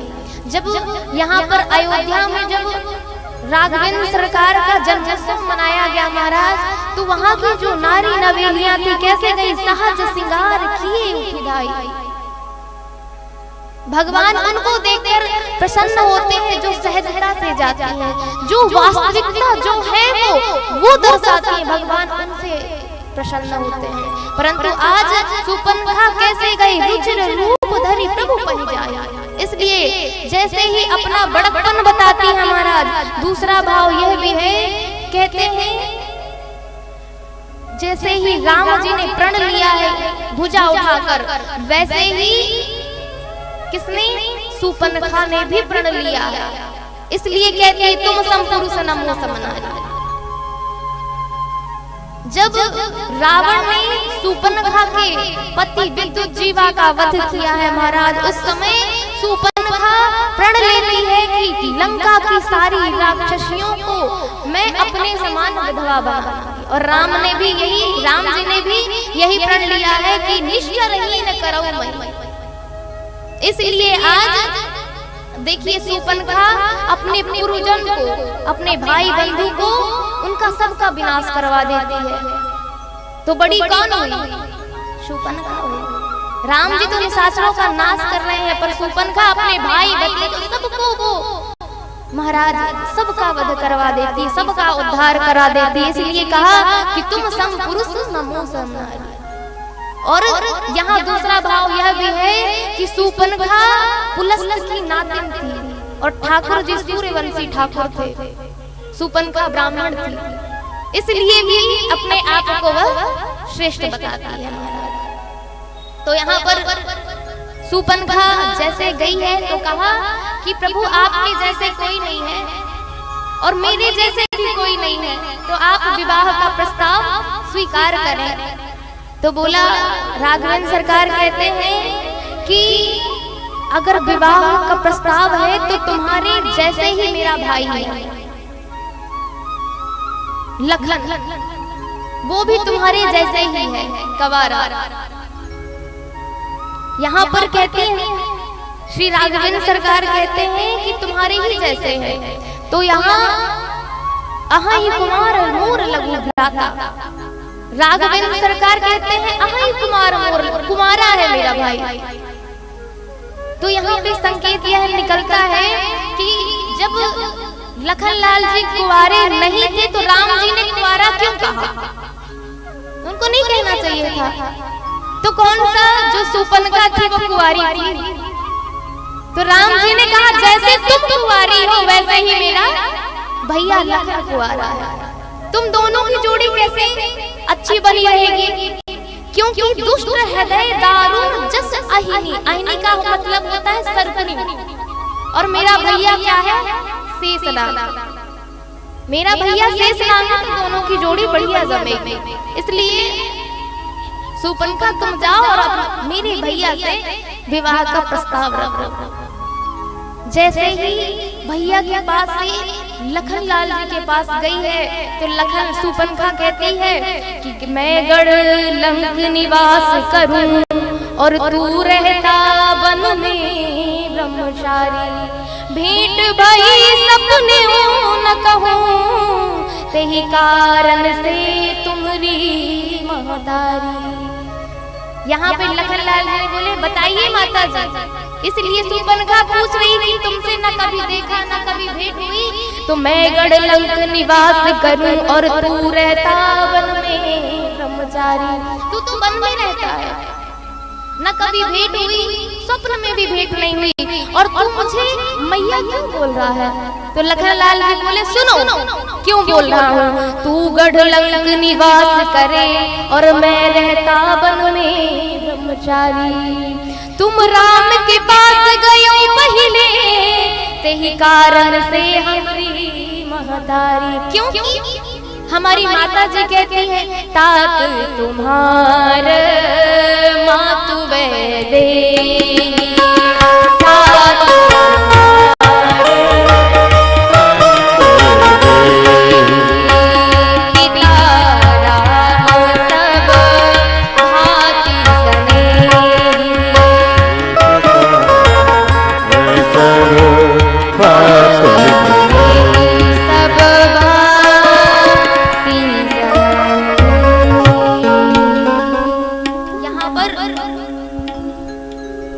सुपनखा दोनों भाइयों से प्रस्ताव रखती है पर दोनों अस्वीकार कर देते हैं। तो श्री किशोरी जी को पकड़ के कहती है, जकड़ के कहती है कि मैं खा जाऊंगी, यही भला है जो मुझे मेरे राम जी से अलग करके रखी है। तो निश्चर तब वहां पर राघवेंद्र सरकार कहते हैं निश्चरहीन कर्म मही, भगवान ने तो प्रण लिया है ना यहाँ पर, और कहते हैं कि लक्ष्मण अति लाघव सो नाक कान बिनु कीन, ताके कर रावण कहा मनो चुनौती दीन। नाक कान के बिना कर दिया और चुनौती स्वीकार उसके हाथ में दे दिया कि जा अपने रावण को दिखा दे। कान इसलिए काटे यहाँ पर क्योंकि बोली बहुत यहाँ पर मुस्कुराती जाता है, बोलती कम है। तो लखन लाल कहते हैं पहले सुनना सीखो, सुनती तो हो नहीं इसलिए कान को काट लेते हैं। और तुमने जो अमर्यादित बात की है ना, तो तुम्हें लज्जा तो है नहीं, तो नाक लगाए रहने से क्या फायदा है, इसलिए नाक और कान के बिना कर दिया।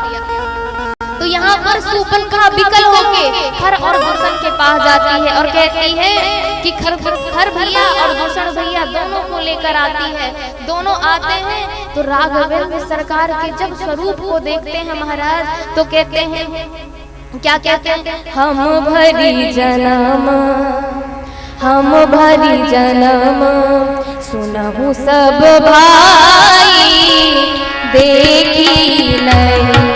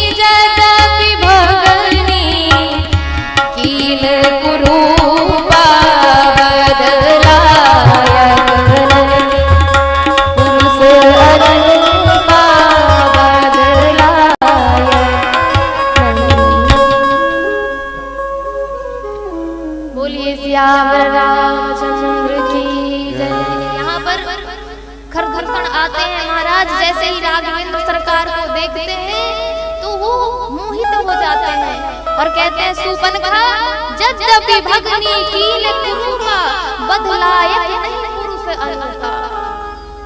इन्होंने मेरी बहन को कुरूपनी तो कर दिया है, परंतु बदल की लायक नहीं है। बदलायक ये अनुप पुरुष है, अनुपम पुरुष है, बदलायक नहीं पुरुष अनुपा।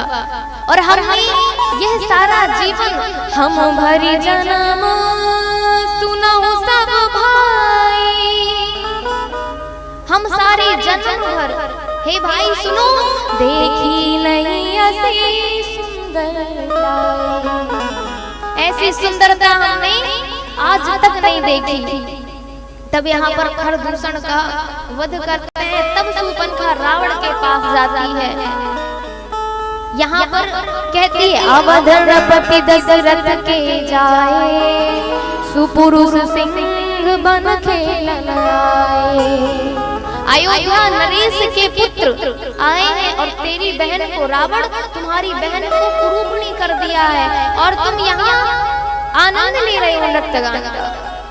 बहुत प्रकार से रावण को सूर्पणखा बोलती है। तब रावण विचार करता है, खर दूषण ही समबलवंता होती नहीं मारहि बिनु भगवंता। खर और दूषण तो मेरे समान ही बलशाली है महाराज, इनको बिना भगवान के, बिना ब्रह्म के कोई नहीं मार सकता। तो सुर रंजन भंजन महिबारा जो रघुवंश लीन अवतारा। इस भंजन, इस मही का भार कम करने के लिए कहीं भगवान का अवतार लेके नहीं आ गए। तो मैं अगर उस रात्रि को रावण माला लेकर सारी रात जपने का प्रयास करता है राम राम, पर जब ही माला करे तो उसे नींद आने लगे और माला हाथ से छूट जाए, तो विचार करता है, तो मैं जाई बैरु हटि करूं प्रभु सर प्राण तजे भवतर। मैं जाकर हठ पूर्वक उनसे बैर रहूंगा, और अगर, क्योंकि इस तन से अब भजन तो हो पाएगा नहीं, इतना पाप किया है, माला जब कर भी देख लिया पर माला बार बार गिर गिर जा रही। इसलिए रावण मन ही मन विचार करता है, होए भजन तामस देहा मन ब्रह्म वचन मंत्र दृढ़या। यह राघवेंद्र सरकार यहाँ श्री जानकी जी से कहते हैं, लखनलाल जी संविधा लेने गए थे, तब राघवेंद्र सरकार ने जानकी जी से कहा है, देवी अब मैं इस धरा में लीला करना चाहता हूँ, तो तुम सुना हूँ प्रिया अति रुचिर सुशीला, मैं कछु करब ललित नर लीला। मैं नर लीला करना चाहता हूँ, तो क्या करो तुम पावक महु करहूँ निवासा, और जो लगे करो निशाचर नासा। आप पावक में निवास करिए, अग्नि में निवास करिए, जब तक मैं राक्षसों का नाश नहीं कर देता। तो यहाँ पर निज प्रतिबिंब राखता सीता, और तैसे शील रूप सुविनीता। श्री किशोरी जी अग्नि में व्याप्त हो गई और प्रतिबिंब के रूप में यहाँ पर सीता चल। और यहाँ पर संकेत देते हैं कि लक्ष्मण हूँ यह हमारा मना जाना। लक्ष्मण जी नहीं जानते कि भगवान क्या लीला करना चाहते हैं, भगवान को नहीं पता। यहाँ पर रावण मारीच के पास जाता है और मारीच को समझाता है कि भैया तुझे अपनी माया से स्वर्ण हिरण बनना है, और जब तू बनेगा तो तुझे देखने के लिए जानकी जी आएंगी और तुझे निशानी रूप अयोध्या ले जाने की बात करेंगी। सारी रचना करता है। जब मारीच मना कर देता है तो मारीच को रावण कर कहता है कि मेरे हाथ से मरना है कि राम जी के हाथ से तरना है, वो तेरे ऊपर है भैया। तुझे राम जी के हाथ से तरना है या मेरे हाथ से मरना है? तो मारीच विचार करता है कि इस राक्षस के हाथ से मरने से अच्छा है कि भगवान के हाथों से तर जाऊं। उभय भांति देखा निज मरना, तब ताकसी रघुनायक सरना। और मारीच स्वर्ण हिरण बनकर, जहाँ पर श्री किशोरी जी क्या कर रही थी, पुष्पों का चयन कर रही थी, उसी बाग में जाकर वह विचरण करने लगा। जब किशोरी जी ने देखा तो राघवेंद्र सरकार से कहते हैं कि हे नाथ देखिए कितना सुंदर हिरण, स्वर्ण हिरण, आप इसको मुझे दे दीजिए। तब यहाँ पर राघवेंद्र सरकार उसको लेने के लिए जाते हैं और लखनलाल श्री किशोरी जी से कहते हैं, लखनलाल से कि हे भैया आप यहाँ पर श्री किशोरी जी की रक्षा करना। राम जी उस स्वर्ण हिरण के पीछे पीछे जाकर इतना दूर चले जाते हैं और जैसे ही बाण लगता है महाराज, और यहाँ पर सन्यासी का वेश धरकर रावण सो दस शीश स्वान की नाई, इत उत चिताए चला बढ़िया। सो दस शीश कुत्ते की तरह। गोस्वामी जी उपमा देते हैं कि 10 शीश रावण कुत्ते की तरह यहाँ वहाँ देखते हुए, चारों तरफ देखते हुए आज जानकी जी के आश्रम की ओर बढ़ रहा है महाराज। और सन्यासी का वेश धारण करके भिक्षा मांगता है। श्री किशोरी जी लक्ष्मण जी से कहती हैं कि लखन जाओ, और जैसे ही हिरण को मारा है राम जी ने, उस मारीच ने कहा हाँ लक्ष्मण बचाओ, हाँ लक्ष्मण मेरी रक्षा करो। तो अभद्र वचन कहकर श्री किशोरी जी लक्ष्मण जी को विदा कर देती हैं। लक्ष्मण रेखा खींचकर लखन लाल जी राम जी के पास जाते हैं। वहीं पर रावण अपनी जो रचना बनाया था सन्यासी का वेश धरकर यहाँ वहाँ देखकर श्री किशोरी जी को हरण करने के लिए आया है महाराज। और जैसे ही हरण अपने पुष्पक विमान में बैठाने लगा, तब कहती सुनत बचन 10 शीश रिसाना, और मन मोह बंदी चरण मन माना। यहाँ पर 10 शीश मन ही मन वंदना करता है, प्रणाम करता है श्री किशोरी जी को, और लेकर आकाश मार्ग से जाने लगा। और श्री किशोरी जी ऐसे विलाप कर रही है, रो रही हैं, कुरल पक्षी की तरह आज विलाप कर रही हैं। तो गीधराज जी ने जैसे ही सुना, कैसे, तो गीधराज जी ने सुना और क्या किया, गीधराज सुनी आरत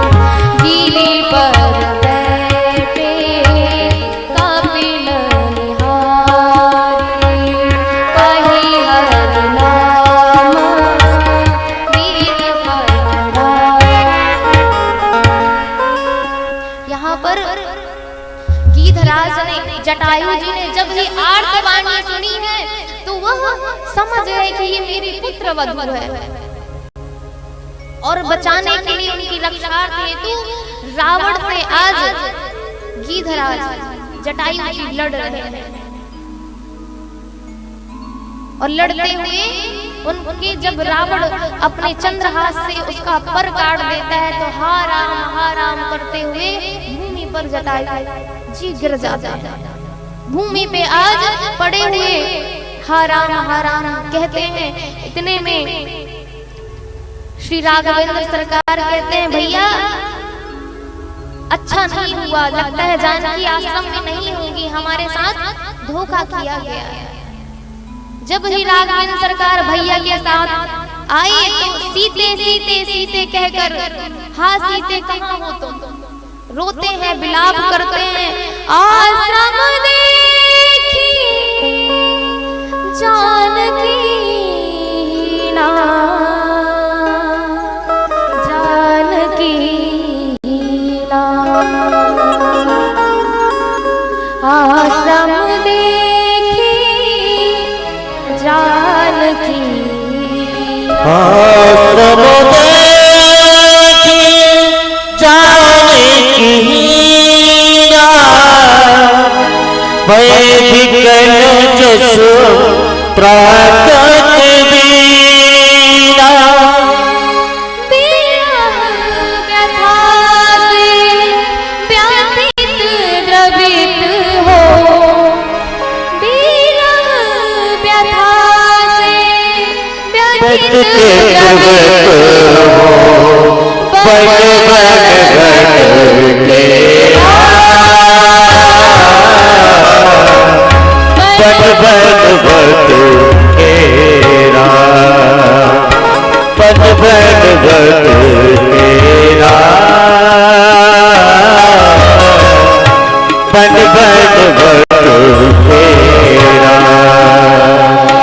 अपनी सिया को प्राण पिया को ढूंढेगा विरह ध्रुवित हो बन बन भटकेरा बन बन भटकेरा बन बन भटकेरा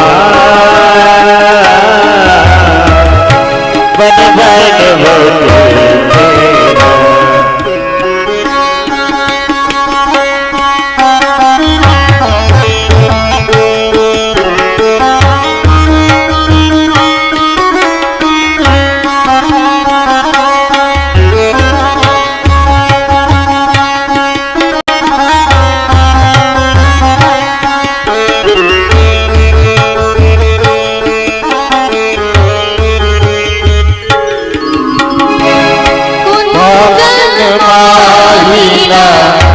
सरिता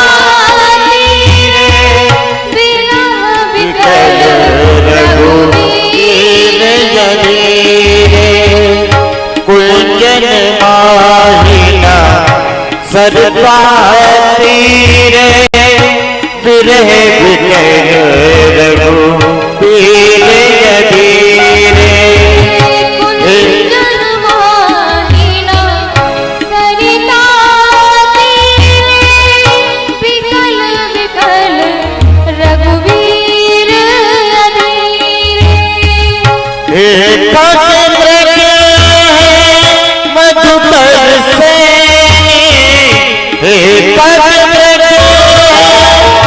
मधुकर से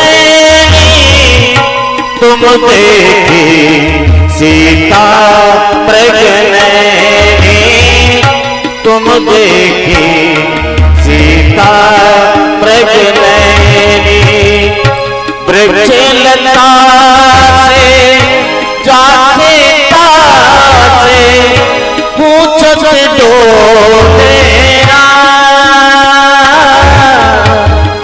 विरह व्यथा से बचते प्रवृत्त हो बन बन भटकेरा बन बन भटकेरा बन बन भटकेरा बन बन भटकेरा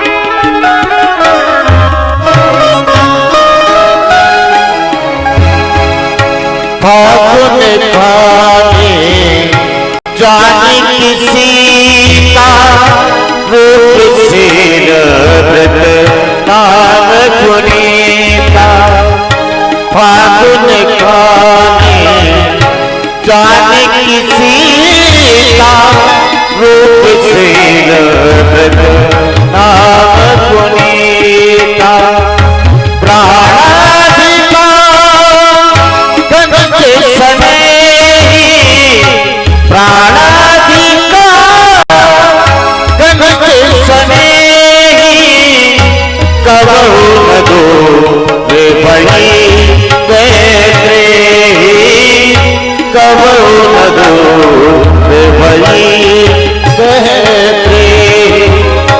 श्री हरि जो हीन सियावन लागेरा विरह व्यथा से प्रवृत्त हो बन बन भटकेरा बन बन भटकेरा बन बन भटकेरा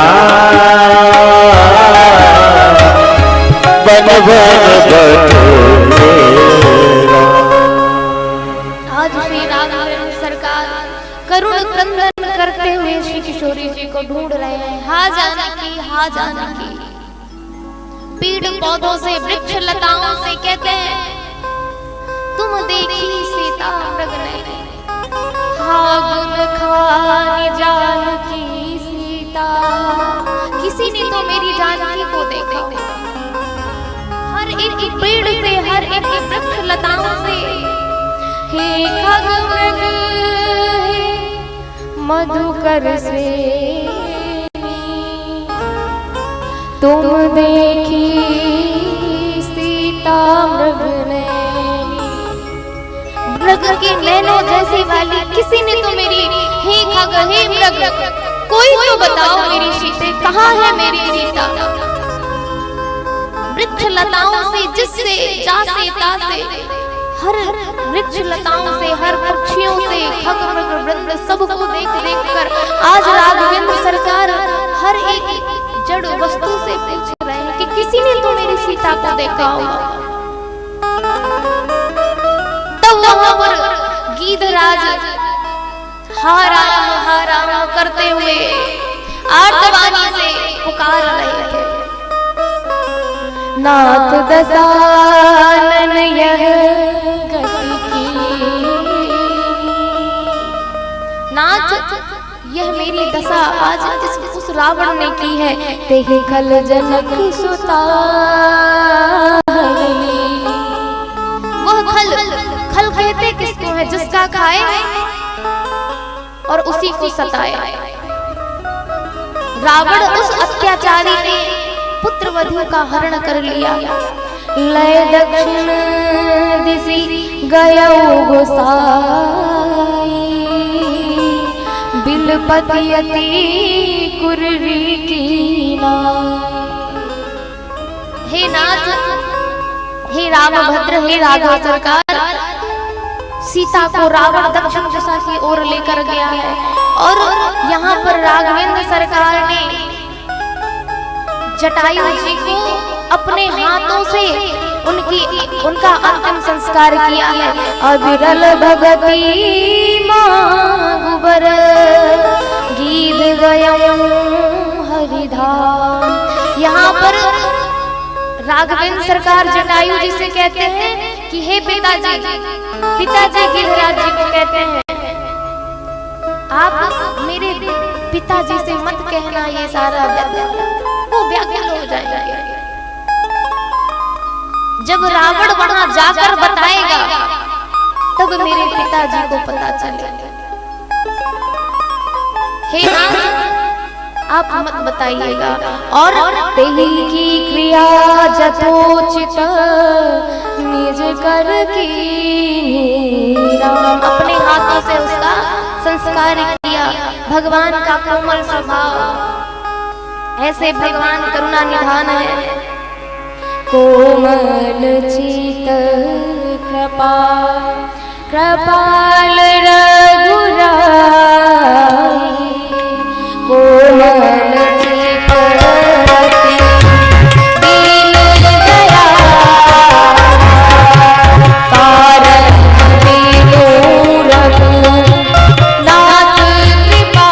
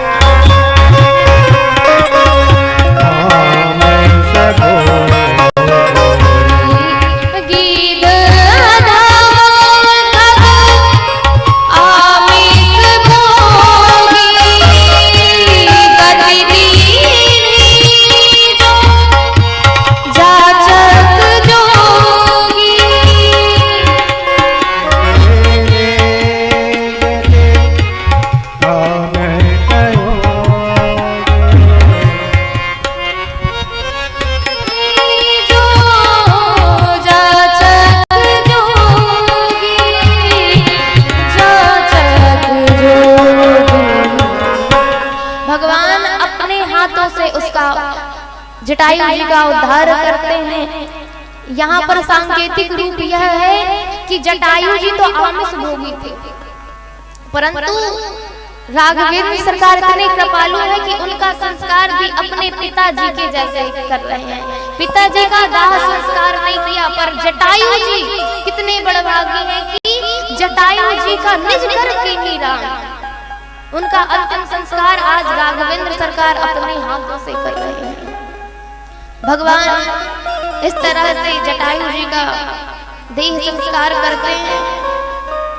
शिव भोले बाबा कहते हैं, सुनहु माते लोग अभागी, हरि तजि मोहि विषय अनुरागी, आवत पंथ कबंध निपाता, तेहि सब कही साप कह बाता। यहाँ पर शिव कहते हैं कि उमा सुनो, वह जीव सुनो उमाते लोग अभागी, वह लोग अभागी हैं जो भगवान से विमुख रहते हैं। हरि तजि मोहि विषय अनुरागी, जो भगवान को छोड़कर इस संसार के भोगों में लिप्त रहते हैं। उमा वह लोग अभागी हैं। भगवान आगे बढ़ते हैं, कबंध राक्षस का उद्धार करके, कबंध राक्षस का जैसे उद्धार किया है महाराज, उसने सबरी का मार्ग बताया है। सबरी कौन थी? यह सब सबरी का पूर्व जन्म क्या था? सबरी एक राजा की पट्ट महिषी थी। एक बार प्रयागराज में राजा की जो रानी थी महाराज, वह प्रयागराज में जब कुंभ का मेला लगता है तो राजा के हिसाब से वह शिविर बनाया गया था और बड़े बड़े संत आए थे, भगवान के पावन पुनीत चरित्रों को सुनाते थे। जब रानी ने सुना महाराज, रानी उस शिविर से निकल के संतों के संग में बैठे, संतों के संग में बैठे हैं। राजा की दृष्टि पड़ी रानी के ऊपर, रानी को बहुत डांटा है महाराज, समझाया कि ये मर्यादा विहीनता है रानी, तुम राजघराने की हो, संतों के बीच में जाकर बैठोगी तो ये क्या शोभनीय है। राजा की रानी शिविर में आई और इतना रोई है, इतना रोई है, और आत्मग्लानि होने के कारण वह प्रातःकालीन भोर पर सुबह 4 बजे जाके वहां पर अपने शरीर का त्याग कर देते हैं, उस जल में डूब जाती है और कहती हैं कि भगवान जिस कथा से, जिस सत्संग से ऐसी पद प्रतिष्ठा नहीं चाहिए कि हम सत्संग से दूर रहें, तो भगवान मैं एक शूद्रा के यहाँ, मैं एक नीच घराने में जन्म दे देना, पर मुझे ऐसी राजा की पदवी नहीं चाहिए जो मुझे भगवान से ही विमुख कर दे। और माँ सबरी मैया का दूसरा जन्म होता है और भक्ति बीज पलटे नहीं, जो जुग जाए अनंत, ऊंच नीच घर उपजे, हो ही संत को संग। भक्ति बीज पलटता नहीं है और मैया बड़ी होती है, उनका मन भगवान में इतना अनुरक्त रहता था महाराज, वह भगवान की पूजा में ही नित्य निरंतर लगी रहती थी। माता पिता ने जब उनकी दशा देखी तो माता ने कहा कि इसका विवाह कर दिया जाए। विवाह करवाने के लिए बहुत सारे पशु पक्षी एक कक्ष में, एक मकान में बंद कर दिए गए। और जब सबरी मैया ने देखा है तो ये माँ से पूछा, क्या कहती मैया, ये पशु पक्षी जानवर क्यों बंद हैं? माँ बड़े प्रेम से स्नान कराती है सबरी को और उनके बालों को सुलझा रही है। तब यहाँ पर सबरी कहती है कि मैया आप यह बताओ कि इन जानवरों को, पक्षियों को यहाँ पर क्यों बंद करके रखा गया है इस मकान में? बोले बेटी तेरा ब्याह होने वाला है तो इनको काट कर उन सब बारातियों को खिलाया जाएगा। माँ इतनी दुखित हुई है, इतनी दुखित हुई है कि उस समय कहती है छोड़ छोड़ माता मैं मांगना कढ़ाऊंगी, मुझे विवाह नहीं करवाना। और भागती भागती भागती जंगल को आ गई। और जब उस मकान का दरवाजा खोला है, सारे पशु पक्षी उस मकान से भाग उठे और इतना आशीर्वाद दिया कि तुमने हमें आजाद किया है, भगवान तुम्हें मुक्त करेगा। और सबरी मैया क्या करें, शूद्रा है, स्त्री है, तो वो जो चाहती है मुनियों की सेवा करना चाहती है, उन्हें मिलेगा नहीं। तो वह विचार करती है, बैठे बैठे जंगल में रोती हैं, कहती है मैं संतों की सेवा करूं ये अच्छा है। कहती है, विचार करती है कि अगर मैं आश्रम गई तो मैं तो शूद्रा हूं। तो यहाँ पर सबरी मैया सारा दिन वृक्ष के नीचे उस जंगल में, वन में काटती है और रात्रि में मुनियों के आश्रम में झाड़ू लगाती है, संविदा बीन के लाती है, उनके मार्ग की कंकड़ पत्थर साफ करती हैं। बहुत दिन तक ऐसा किया महाराज। तो मतंग ऋषि ने कहा कि ये इतनी अच्छी सफाई कौन करता है, कौन इतनी सेवा कर रहा है? सेवा तो दिखाई पड़ रही है पर सेवक दिखाई नहीं पड़ रहा है, ढूंढिए भाई कौन है। और आज के युग में ये होता है कि सेवा कम दिखाई पड़ती है और सेवक ज्यादा दिखाई पड़ते हैं। पर यहाँ पर सांकेतिक रूप में कहें तो सेवा ऐसी करनी चाहिए जो सेवा दिखे जरूर पर सेवक न देखे। पर यहाँ विपरीत कार्य होता है, अगर थोड़ी सी सेवा कर दे, अरे महाराज मैंने तो झाड़ू लगाया यहाँ पे, मैंने सफाई की, मैंने ऐसे किया, मैंने ऐसा किया। सेवा तो दिखाई नहीं पड़ती, वहाँ साफ भी नहीं होता, पर सेवक जरूर दिखाई पड़ता है। पर सबरी मैया का जो सेवा करने का तरीका था महाराज बड़ा अद्भुत। मतंग ऋषि ने कहा कौन सेवा कर रहा है? तब रात रात जागकर वहाँ के जो विप्र थे, ऋषि मुनि थे, देखने लगे। पर सबरी मैया ऐसे सेवा करती थी, इस तरीके से सेवा करती थी कि पकड़ में नहीं आती थी। पर एक दिन ऐसा हुआ कि संविदा का गड्ढा फेंका और सबरी मैया को उस विप्र ने, मुनि ने हाथ पकड़ लिया और सबरी मैया रोने लगी, अश्रुपात जल छा गए उनके नेत्रों में। ऐसे खड़ी है कि सबसे बड़ा अपराध उन्होंने ही कर दिया हो। बोली मुझे, मैं शूद्रा हूँ प्रभु, हे नाथ, हे मुनिदेव मुझे माफ करिए, आप जो भी दंड देना चाहते हैं मुझे स्वीकार है नाथ। और मतंग ऋषि ने सारा सब कुछ पूछा है कि बेटी तुम क्यों ऐसी सेवा करती हो? तब सारा वृत्तांत सुनाती है सबरी मैया। मतंग ऋषि के अश्रुपात होने लगते हैं, नेत्र भर आते हैं कि बेटी तुम्हें सेवा करने की आवश्यकता नहीं है, तुम्हारा कोई सहारा नहीं है, तुम मेरे ही आश्रम में रहोगे। तब यहाँ पर आश्रय देते हैं गुरुदेव। यहाँ पर सबरी मैया कहती है प्रभु मैं तो शूद्रा हूँ, शबर जाति की हूँ, आप पर ही लोग लांछन लगाएंगे, मैं आपके यहाँ कैसे रह सकती हूँ? तो मतंग ऋषि कहते हैं कि पिता के यहाँ बेटी रहे, पिता के यहाँ बेटी तो रह सकती है, क्या दिक्कत है? और हमें तो भगवान से मतलब है, हमें संसार से मतलब नहीं है। मुझे है काम ईश्वर से, जगत रूठे तो रूठन दे। मुझे तो ईश्वर से काम है, मुझे जगत से क्या काम? सबरी मैया को गुरुदेव कहते हैं कि तुम तो केवल राम राम राम राम जपो। सबरी मैया के दिन बड़े ही अच्छे व्यतीत होने लगे महाराज। राम राम नित्य निरंतर गुरुदेव की आज्ञा से वह जपती हैं, निरंतर बजती हैं। और मतंग ऋषि का अंतिम क्षण आता है, वह देह अपने देह को त्याग करने के लिए आसीन होते हैं महाराज, प्राणायाम में परायण होकर देह त्याग करने को तत्पर हो जाते हैं। ब्रह्मचारी सभी उपस्थित हो गए। उसी समय सबरी मैया आ गई। उसी समय सबरी मैया आई तो कहती है पिताजी आप कहाँ जा रहे हैं? बोले बेटी मैं जा रहा हूँ। मैया कहती है कब तक आएंगे पिताजी? रोने लगती है क्योंकि मैया को नहीं पता कहाँ जा रहे हैं।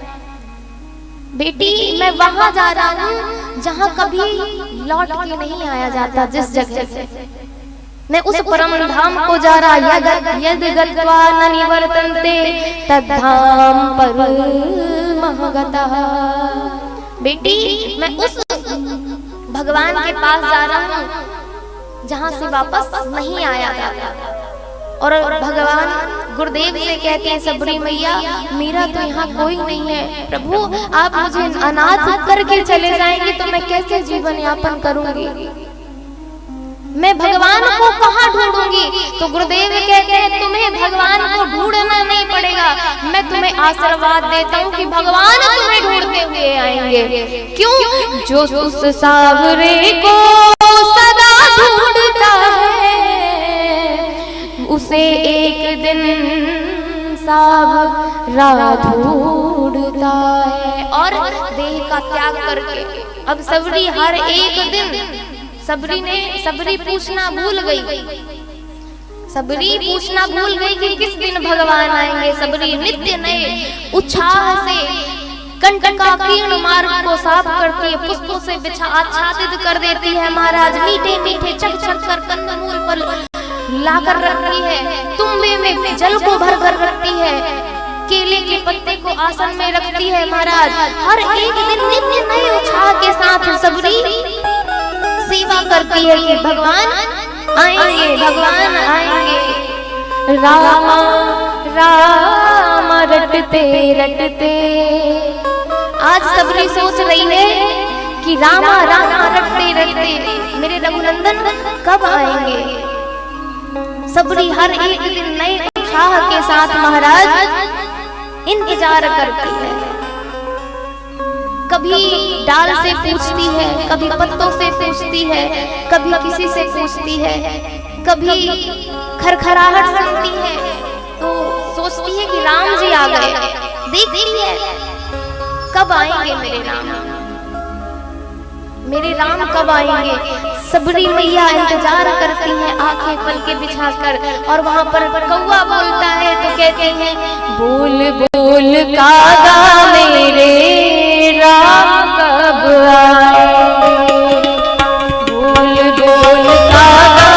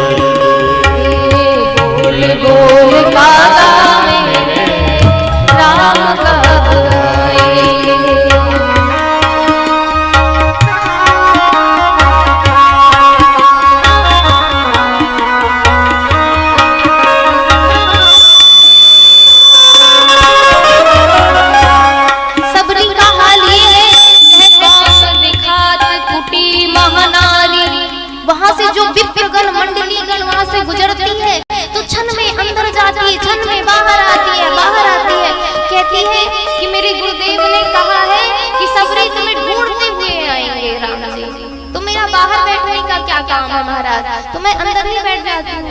जब वह अंदर बैठती है तो सोचती नहीं नहीं भगवान आ रहे हैं तो मुझे स्वागत के लिए तत्पर रहना चाहिए। तो कहती है छिन बाहर भीतर होत छिन सुख सो नहीं बैठत एक घड़ी और यही के तन के कछु पीर भई या वियोग न मानस मान। इसके तन में कोई पीड़ा है ये या फिर भगवान के अनुराग में वियोग में जल रही है। अब जानी परी रघुनाथ के प्रेम की मूरत रूप ये है सबरी। सबरी सोचती है कि यदि नाथ का नाम दया निधि है तो दया भी करेंगे कभी ना कभी। और सबरी मन ही मन कहती है भिलनी परम तपस्वनी सबरी जाको ना गुरु मतंग कह कर गए तो ही मिलेंगे राम, तो ही मिलेंगे राम। हो कब दर्शन दोगे, हो कब दर्शन दोगे राम दीन हितकारी।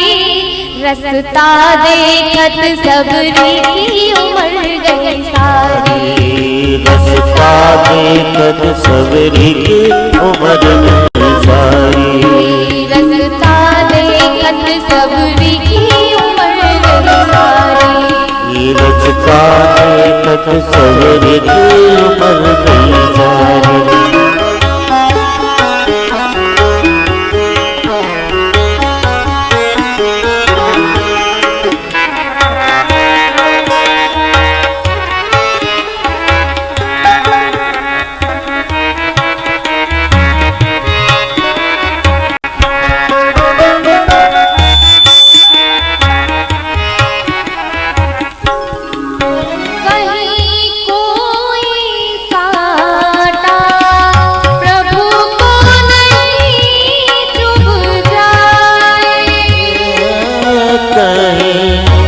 प्रभु को ना चुभ जाए, कहीं कोई कांटा प्रभु को नहीं चुभ जाए। पलकन मग झारे चुन चुन पुष्प बिछाए, चुन पुष्प बिछाए। फल रख कर हो मीठे फल रख कर नित्य सजाए थारी। रसता देखत सबरी की उम्र गई सारी, रसता देखत सबरी की उम्र गई सारी। हो कब दर्शन दोगे राम दीन हितकारी। रसता देखत सबरी की उम्र गई सारी, रसता देखत सबरी की उम्र गई सारी।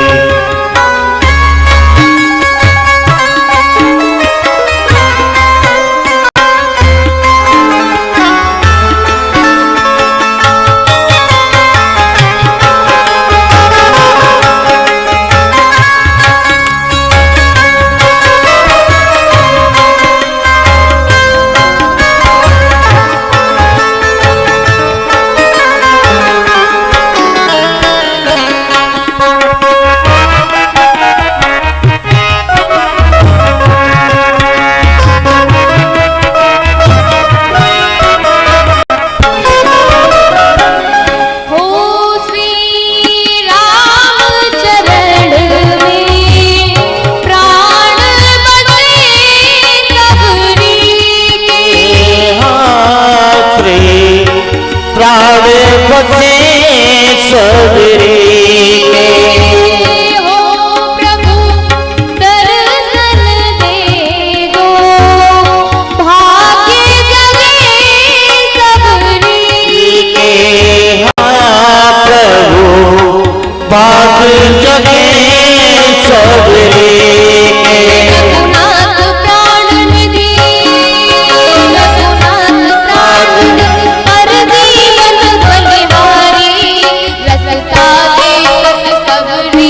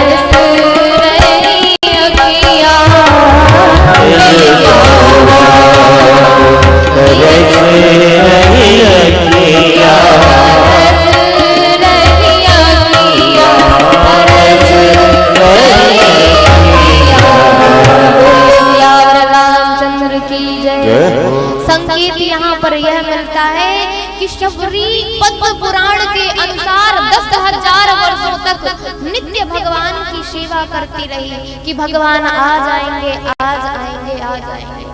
10,000 वर्षों के बाद रघुवीर पधारे हैं। सबरी कहती है किसलिए आस छोड़े कभी ना कभी, क्षण विरह के मिलन में बदल जाएंगे। नाथ कब तक रहेंगे अड़े के अड़े, ओ नाथ कब तक रहेंगे कड़े के कड़े, देख कर प्रेम आंसू पिघल जाएंगे। सबरी केवट जटायु अहिल्या के पास पहुँचे स्वयं छोड़कर के अवध।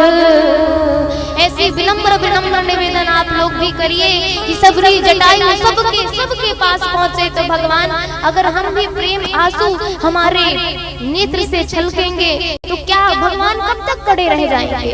एक दिन भगवान को आना पड़ेगा। और भगवान सबरी के बामांग आज फरकने लगे और सबरी सोचने लगी कि क्या आएंगे भगवान आज। सुबह सुबह सबरी मैया के सगुन होने लगे महाराज। सबरी सोए उठी फरकत बाहु, बिलोचन बाहु आई काराज बिलोचन। क्या आज भगवान आएंगे? कागा बोल, क्या आज मेरे राम आएंगे? और राघवेंद्र सरकार कबंध का उद्धार करके ताही दे गति राम दारा।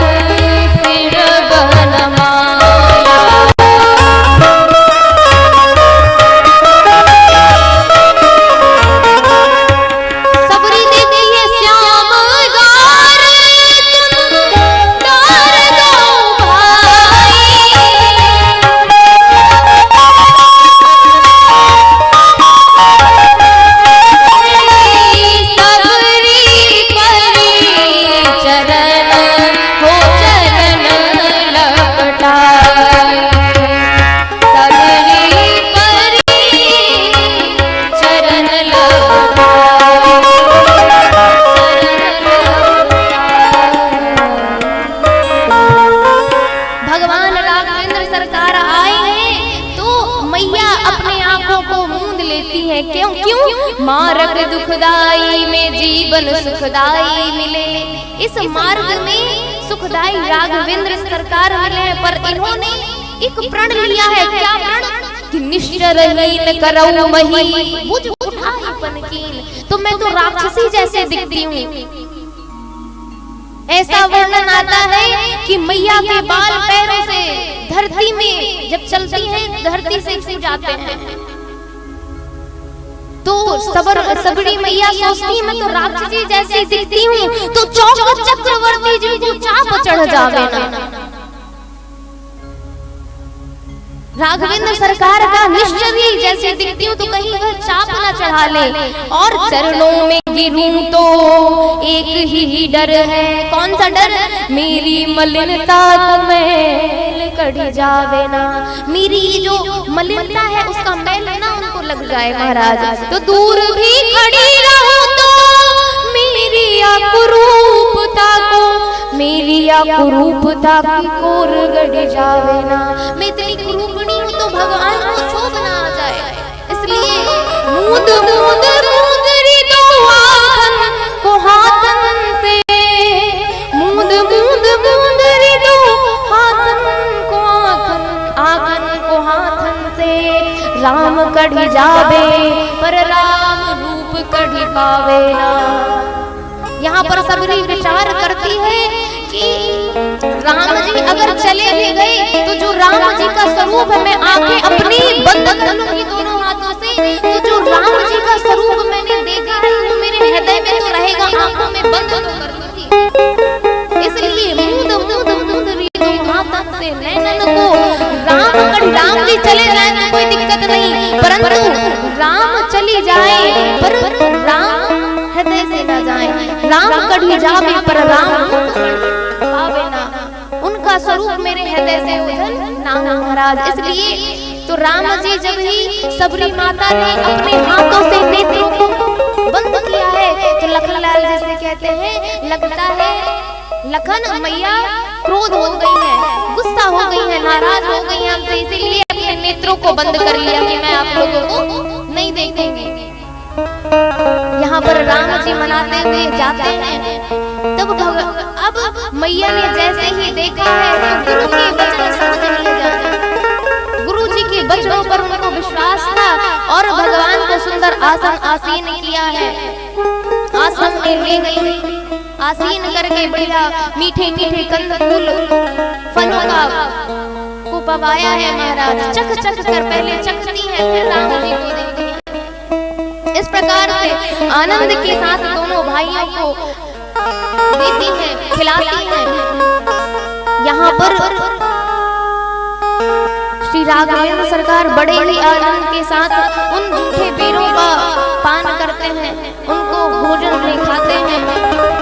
इस प्रकार से क्रम को आगे लेते हुए माता सबरी अपने गुरुदेव के जहाँ पर उन्होंने समाधि, वहाँ पर समाधिस्थ हुए थे, देह का त्याग किया था, उस जगह पर लेके जाती हैं और भगवान वहाँ पर नवधा भक्ति का उपदेश देते हैं। जानकी नाथ साय, जानकी नाथ साय, करे तब जानकी नाथ सहाय। प्रथम भगवती संतन कर संगा, प्रथम भगवती संतन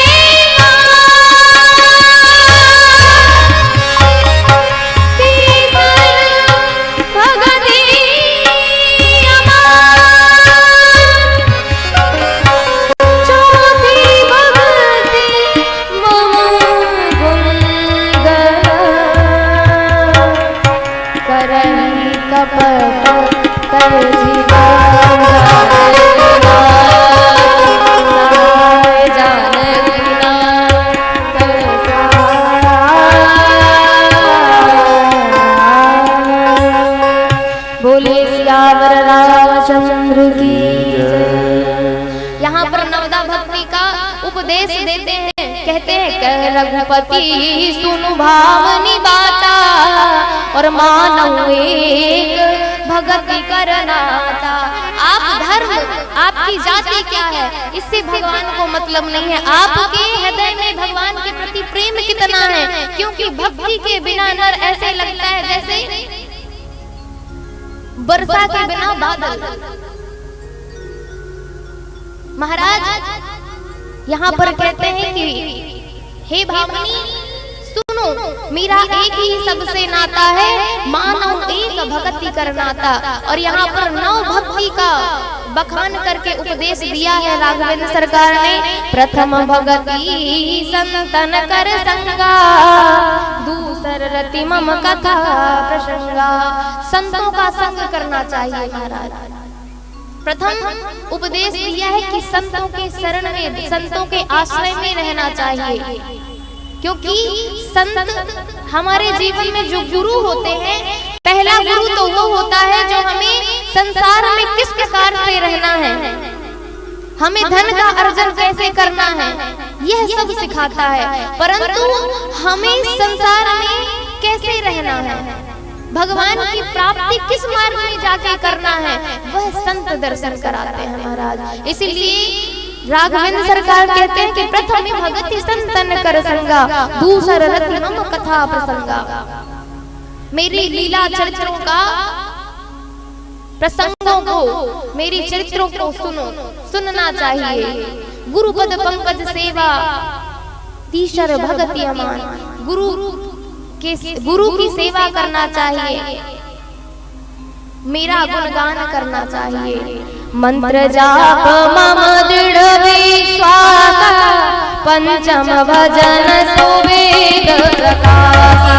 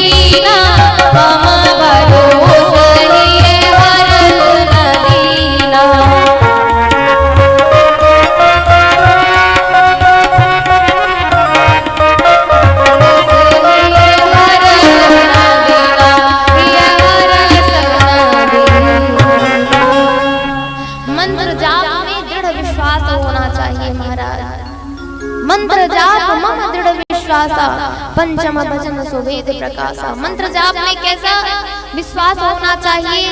एक बार एक कथाकार आए और सबने, उस गांव के लोगों ने उनसे शरणागति ली महाराज, और उन महाराज जी ने कहा कि आज सब एक एक नियम लीजिए कि आप अपने जीवन में उस नियम को आजीवन निर्वाह करेंगे। सबने लिया, पर एक सेठ जी थे वहां उस नगर के, उन्होंने नहीं लिया। बुलाया, सबने शिकायत करी कि एक सेठ जी हैं, उन्होंने शरणागति भी नहीं ली और नियम तो दूर की बात है, कथा सुनने भी नहीं आते। बुलाया, बोले कि भैया तुम कोई भी नियम ले लो। बोले ठीक है, मेरे घर के सामने एक चक्रवर्ती कुम्हार रहता है, मैं उसका जब तक मुख नहीं देखूंगा तब तक मैं पानी भी नहीं पीऊंगा। तो यहाँ पर जो गुरुदेव थे, व्यास जी थे, बोले चलो ठीक है, कुछ तो लिया, ठीक है। अब वह जो कुम्हार था महाराज वो राजा वो सेठ रोज आए तो पहले पानी खाना भोजन जो भी है बाद में करे, पहले कुम्हार का उस चक्रवर्ती का मुख देखे, फिर बाद में भोजन पानी ले। एक दिन क्या हुआ कि राजा उस सेठ बाहर चले गए और बहुत लेट आए। जब व्याकुल हो गए प्यास से तो बोले अरे 10-20 साल हो गया कि उस कुम्हार का मुंह देखते देखते, तो बोला कि अपनी पत्नी से बोले कि रुको तुम पानी निकाल के रखो, भोजन निकाल के रखो, मैं 1 मिनट में आया। घर वालों को भी नहीं पता कि पूछा स्त्री ने कि भाई कहाँ जा रहे हो, बोले बस 1 मिनट रुक जाओ, तुम परोस के रखो मैं आता हूँ। और जब ही वह कुम्हार की पत्नी से, उस चक्रवर्ती की पत्नी से पूछा महाराज, तो उसकी पत्नी कहती है कि कुम्हार जो हमारे पति है महाराज, वह तो आज समिधा लेने के लिए पहाड़ गए। राजा वो सेठ दौड़ते गए। उन्होंने सोचा कि मैं उस कुम्हार को देख लूंगा तो मेरा नियम पूरा हो जाएगा, फिर मैं जाकर पानी पी लूंगा। तो वह आवाज लगाते हुए अरे चक्रवर्ती, पर वह पहाड़ के ऊपर था और जैसे ही उस कुम्हार को देखा महाराज, तो राजा कहते हैं, सेठ कहते हैं देख लिया। और उस कुम्हार को एक वहां पर क्या मिला था, हीरा मिल गया, बड़ी मटकी, वो जैसे समिधा बीन रहा था तो उसने अकारण वहां पर खोदा तो उसके मटकी मिल गई और मटकी में हीरा जवाहरात थे। और जब ही उस सेठ ने कहा कि देख लिया तो उस कुम्हार ने सोचा कि हीरा मोती सब देख लिया। और जैसे ही बोले सरकार 50-50 हो जाए, तो सेठ ने सोचा कुछ तो गड़बड़ है महाराज, सब तो 50, चलो बताओ क्या 50-50, क्या करोगे 50-50, कितना करोगे 50-50, दिखाओ हमको। सेठ जी गए और वो जब हीरा मोती देखे महाराज, बोले सरकार ये 50-50, वह फपक कर रोने लगे। बोला, कहते हैं सेठ जी कि मैंने 20 साल इस कुम्हार का मुख देखकर पानी पिया तो मैंने ये हीरा मोती मिले मुझे। अगर मैं उस ब्रह्म का मुख देखकर पानी पीता तो मुझे वह साक्षात ब्रह्म मिल जाता। इसलिए गुरु का होना जीवन में बहुत ही महत्वपूर्ण है। गुरु के वचनों को पालन करना बहुत ही महत्वपूर्ण है महाराज। और हमें मंत्र जाप में दृढ़ विश्वास होना चाहिए। छठ दम शील विरति बहु कर्मा और निरंतर सज्जन धर्मा, सज्जनों की सेवा करना चाहिए, शील धर्म पर रहना चाहिए। सातम मोहिमा सब सम जग देखा, जीव प्रत्येक जीव को भगवान ही जानना चाहिए कि सब में भगवान विराजमान है। और मेरे से ज्यादा मोते संत अधिक करी लेखा, भगवान से ज्यादा संत को पूजना चाहिए। इसलिए आठव जथा लाभ संतोषा और सपने नहीं देखहीं पर दोषा। जीवन में संतोष का होना परम आवश्यक है। क्यों धनवंता सोई जानिए, जाके राम नाम धन होए। आज के युग में कितना भी धन आ जाए, कितनी भी पद प्रतिष्ठा बढ़ जाए महाराज, परंतु होता क्या है, संतोष नहीं होता। तो सपनों ना ही परदोष देखना चाहिए। न मम सरल सब सन छल ही ना, मम भरोसा ही हर धन दीना। मेरे ऊपर विश्वास होना चाहिए, सबसे छल अंदर छल नहीं रखना चाहिए महाराज। मम भरोसा ही हरस न दीना, मेरा भरोसा होना चाहिए, मेरा आश्रय होना चाहिए। परंतु ना हुए कऊ जिनके हो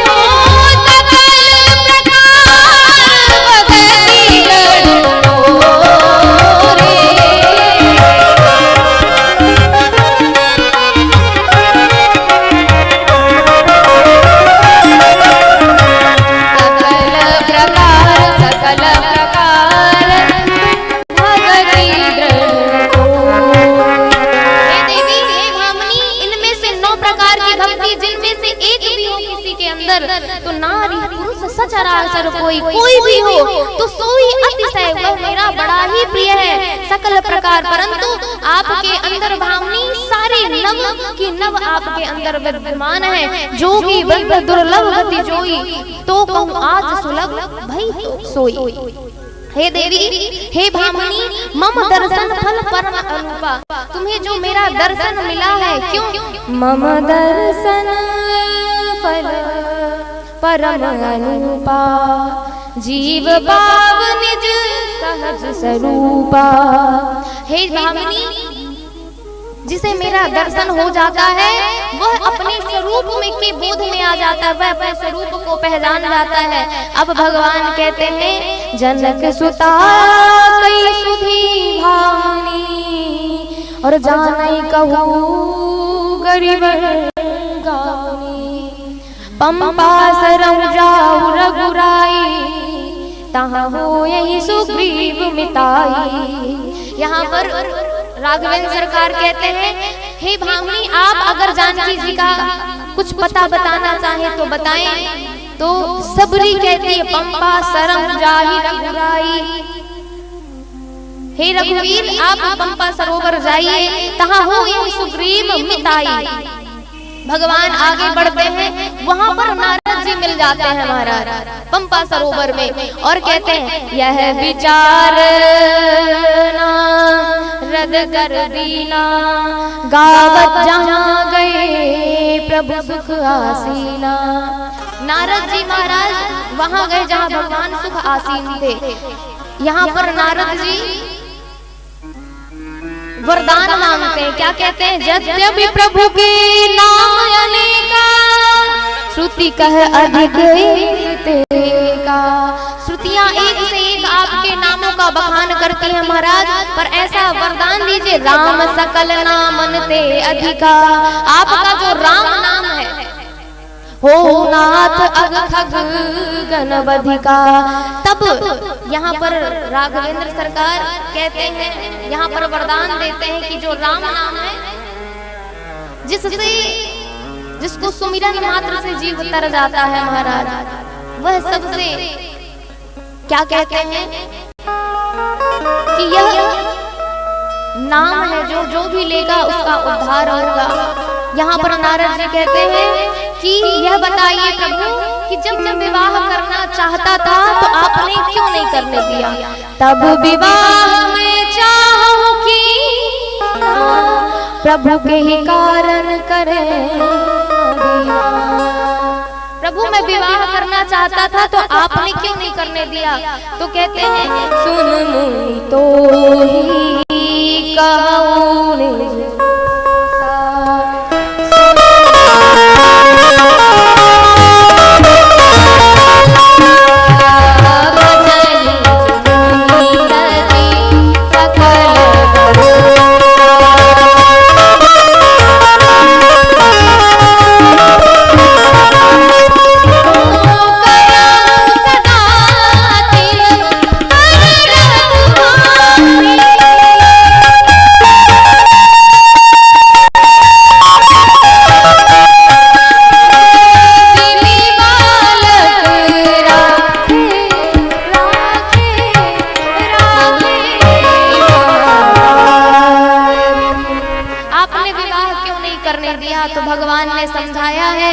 करऊं सदा तिन कि जिस प्रकार एक बालक को कब भूख लगती है बोलता नहीं है परंतु माँ उसकी रक्षा करती है, इसी प्रकार मैं अपने भक्तों की रक्षा करता हूँ। जिस प्रकार माँ निस्वार्थ भाव से बालक की रक्षा करती है। भगवान आगे बढ़े और जैसे ही भगवान आगे बढ़े तो आगे बहुरी आगे चले बहुरी रघुराया विषमुख पर्वत निराया।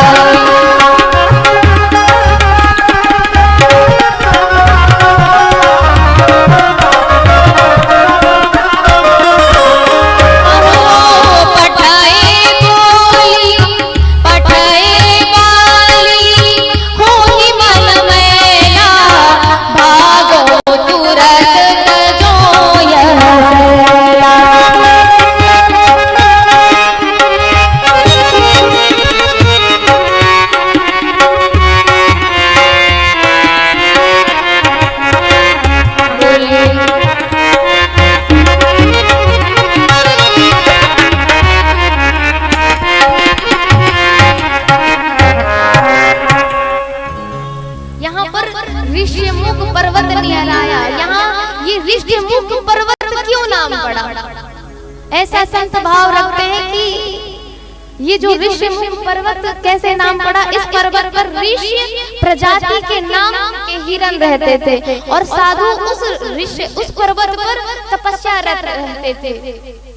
तो जब वह साधुओं को जब विघ्न पड़ता था, इसीलिए वह ऋषि प्रजाति के जो हिरण थे वह मौन हो गए, और मौन हो गए तो इसीलिए ऋष्यमुख पर्वत नाम पड़ गया। ऐसा संतों का भाव है।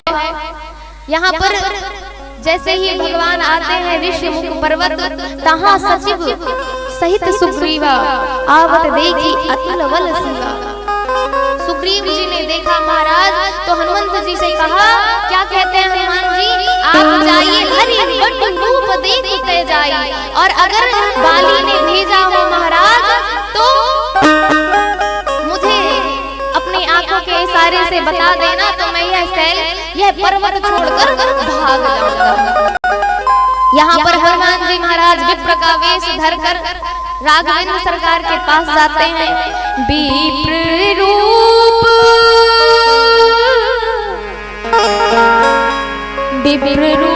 धरी, विप्र रूप धरी कपिता गया, माथनाई पूजस विप्र रूप धरकर वहां पर हनुमंत लाल जी महाराज गए हैं। तो यहाँ पर पूछते हैं राघवेंद्र सरकार से, को तुम श्यामल गौर शरीरा, को तुम श्यामल गौर शरीरा, छत्री रूप फिरहु बलबीरा, छत्री रूप फिरहु वीरा, कठिन भूमि को मल पदगामी, कवन है तू बीच रहु बलगामी।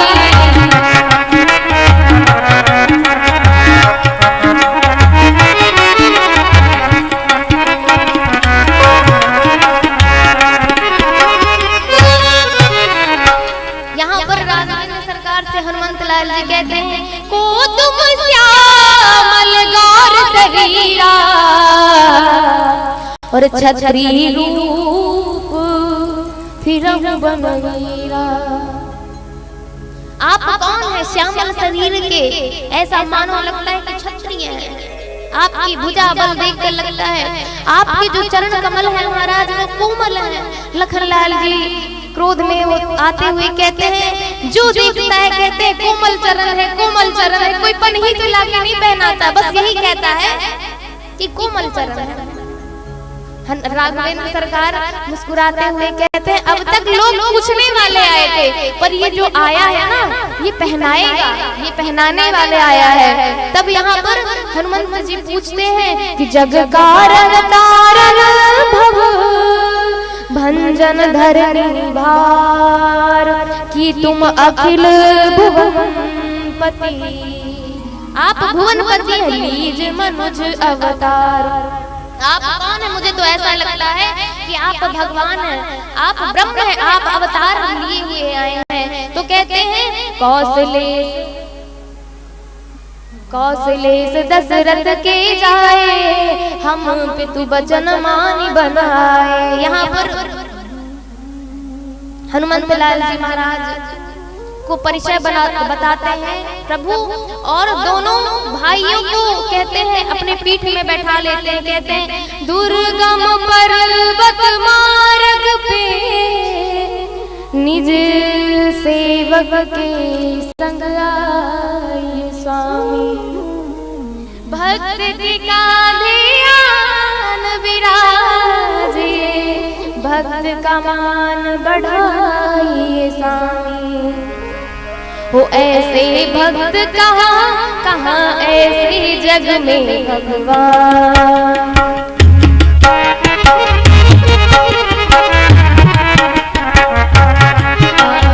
ऐसे भक्त कहाँ कहाँ ऐसे जग में भगवान।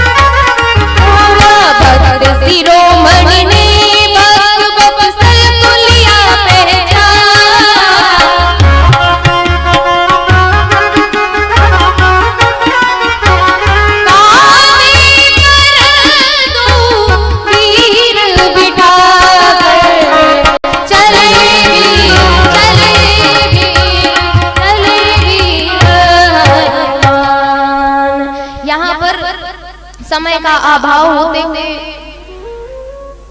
बाली ललकारता है, सुग्रीव जी ललकारते हैं यहाँ पर कि बाली आकर मुझसे युद्ध करो, आकर मुझसे युद्ध करो। तब यहाँ पर भगवान एक वृक्ष की ओट में अपने आप को छिपा लिया है और धनुष का संधान करा है, उस तीर का संधान किया है महाराज। और जैसे ही बाण बाली को लगा है महाराज, तो कहता है बाली, धर्म हेतु अवतरे गोसाई, मारे मोहि याद की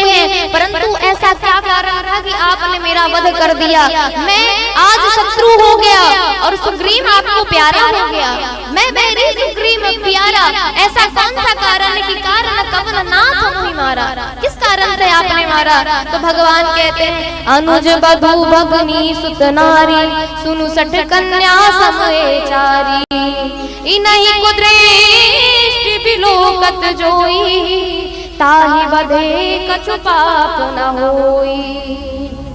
मूढ़ छोटे भाई की स्त्री, बहन, पुत्र की स्त्री और कन्या, इन सबको जो कुदृष्टि से देखता है उसको उसका वध करने में कोई पाप नहीं होता।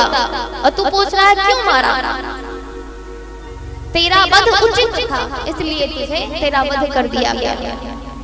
परंतु यहाँ पर जब राम जी के उपदेश को सुनता है बाली, तब भगवान को प्रणाम करने लगता है। तब करुणा निधान को दया आती है, तो कहते हैं, अचल करो रघुपता राखो प्राणा, बाली कहा सुन कृपा निधाना।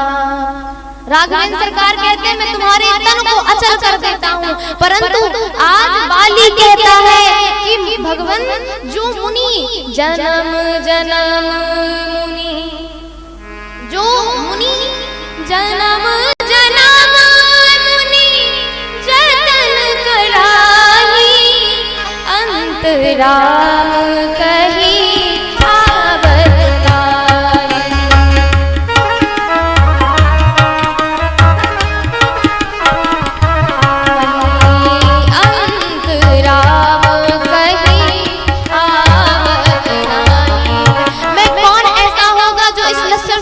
रखेगा महाराज। जो जन्म जन्म तपस्या करते उनको राम अंत में नहीं कहा जाता महाराज, वो कह नहीं पाते, परंतु नाम का जब इतना प्रभाव, आप तो मेरे समक्ष हैं प्रभु,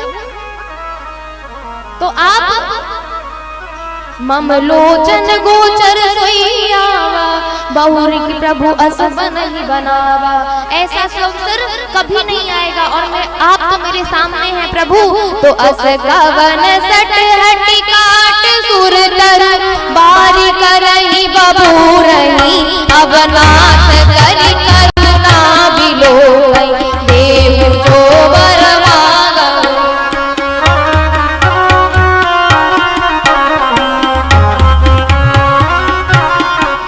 अब नाथ करि करुणा बिलोकहु, देव जो वर मांगहु, जेहि जोनि जन्मो कर्म बसु, सिय राम पद अनुरागहु।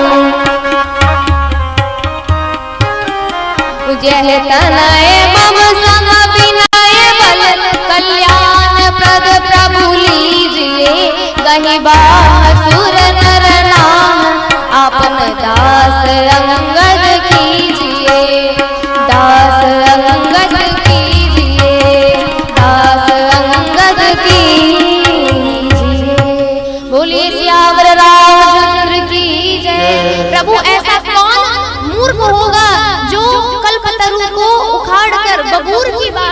लगाएगा। प्रभु ऐसा वरदान दीजिए कि मैं जिस भी योनि में जाऊं मेरा मन आपके चरणों में अनुराग करता रहे। जही जोनि कजन्म कर्म बसिया राम पद अनुराग हूँ। कहते हैं कि ये जो मेरा प्रभु मुझे ऐसा मेरे वचनों मैं जो बोल रहा हूँ प्रभु मुझे ऐसा वरदान दीजिए। ये जो मेरा पुत्र है यह तनय मम सम विनय बल, ये मेरे समाया ही इसका विनय बल है। प्रभु कल्याण प्रद प्रभु लीजिए, इसको आश्रय अपनी शरण में दीजिए और प्रभु अंगद को अपना दास बनाइए। भगवान ने अंगद को अपना दास बनाया है और बाली ने अपने देह का त्याग किया। महाराज सुग्रीव से उनका यथा उचित देह संस्कार करवाया है और लक्ष्मण तुरंत बुलाए पुरजन विप्र समाज। राजदील सुग्रीव कह अंगद कह जुगराज। विप्र समाज को सारे समाज को बुलाकर लक्ष्मण जी ने अंगद जी महाराज को युवराज पद दे दिया है और राजा सुग्रीव जी को बना दिया गया है। उसी समय चौमासा लग गया महाराज। चौमासा लगने पर राघवेंद्र सरकार ने कहा कि सुग्रीव और अंगद जी आप दोनों राज्य करिए, राज्य की देखभाल करिए और हम क्योंकि वर्जित है, हम तपसी वेश धारण करके आए हैं इसलिए हम किसी नगर में नहीं रह सकते, तो हम प्रवर्तन पर्वत पर निवास करेंगे और तब तक आप पर इतना याद रखिएगा कि श्री किशोरी जी की खोज करना है। यहाँ पर चौमासा लगने पर प्रवर्तन पर्वत पर प्रभु निवास करते हैं। बरसागत निर्मल ऋतु आई, सुदिन तात सीता कर पाई। राघवेंद्र सरकार कहते हैं लक्ष्मण वर्षा निर्मल ऋतु आ गई है, वर्षा चली गई परंतु सुदिन तात सीता कर पाई। सुग्रीव भी राजकोष पाकर मेरी सुधि को विसार दिया है, वो मेरी सुधि भूल गया है कि सीता जी की खोज भी करनी है। तो पावा राजकोष पुर नारी, तो मैं जेहि सायक मारा मैं बाली, तेहि सरहद मूड़ कर काली। कल उसको भी मैं जिस बाली को जिस बाण से मारा था आज भी वो मेरे तरकस में तीर है, मैं कल उसको मार दूंगा। लक्ष्मण जी महाराज मुस्कुराने लगे कि भैया कोई क्रोध करता है तो ये थोड़ी ना कहता कि कल मार दूंगा, उसको तो जो करना है वो तत्काल करता है। यहाँ पर क्रोधित होकर लक्ष्मण जी कहते हैं कि मैं भैया जाता हूँ और समझाता हूँ सुग्रीव को। तब यहाँ पर अनुज को समझाते हैं कि भैया क्रोध मत करो। वहाँ सिर्फ तब अनुज ही समझावा, रघुपति करुणासीब भय दिखाई ले आवहूं, तात सखा सुग्रीव। मेरे सुग्रीव सखा है महाराज, भय दिखाकर ले आओ। यहाँ पर सुग्रीव जी सभी राजाओं को बुलाते हैं, कपियों को बुलाते हैं और खोज के लिए सबको भगवान की सभा में बुलाते हैं, बैठाते हैं। और महाराज सुग्रीव जी के सानिध्य में सभी जो कपि हैं महाराज वो चारों दिशाओं में जाते हैं, परंतु हनुमंत जी एकांत में बैठे हैं महाराज, कुछ नहीं कहते, सब आशीर्वाद लेके तो जा रहे हैं। पर पाछे पवन तनय शिरुनावा, जानिकाज प्रभु निकट बुलावा। भगवान जान गए महाराज कि काम तो हनुमंत लाल जी महाराज ही करेंगे, इसलिए हनुमंत लाल जी को क्या मुद्रिका उतार के दी है और दक्षिण दिशा की ओर भेज दिया है। और बहुत दिनों तक खोज में ढूंढते ढूंढते यहाँ पर प्यास से व्याकुल हो गए, तो एक गुफा में, एक पर्वत में, कंदरा में घुस गए महाराज, जहाँ पर बदरी वन उनको स्वयं प्रभा जी मिलती है। स्वयं प्रभा जी अपने तप के आधार पर सबको जान लेती है कि हनुमान कौन है, सबको जान लेती है महाराज। और वह अपनी शक्ति से उस लवण सागर के तट पर सबको छोड़ देते हैं। वहाँ पर संपाति से इनका संवाद होता है, परंतु समय का अभाव होते हुए क्रम को आगे बढ़ाते हैं, इसलिए यहाँ पर सभी लोग कहते हैं कि हे कपिराज, हनुमान जी आज एक पर्वत पर खड़े हैं, सबसे दूर। सब लोग कहते हैं मैं 1 योजन जाऊंगा, मैं 2 योजन जाऊंगा, परंतु हनुमंत लाल बिल्कुल चुप मौन बैठे हैं एक शिला पर। तो कहते हैं कोई कहीं नहीं जाएगा। हे कपिराज नहीं अस काज, न आप से होत जो आप विचारो, न नाप न होए विचारो, 7 समुंदर लागो सरोवर, लागो एक छलांग जो मारो, लागो एक छलांग जो मारो। तीनों लोक नहीं अस काज, तीनों लोक में कोई नहीं, कपि आपको मार्ग रोकन वारो। हो को नहीं जानत है जग में, कपि संकट मोचन नाम तिहारो, संकट मोचन नाम तिहारो। तो कहि रीछपति सुनु हनुमाना,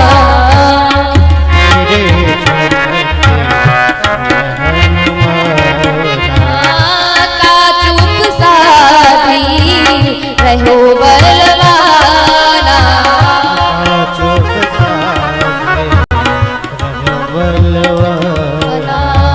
पवन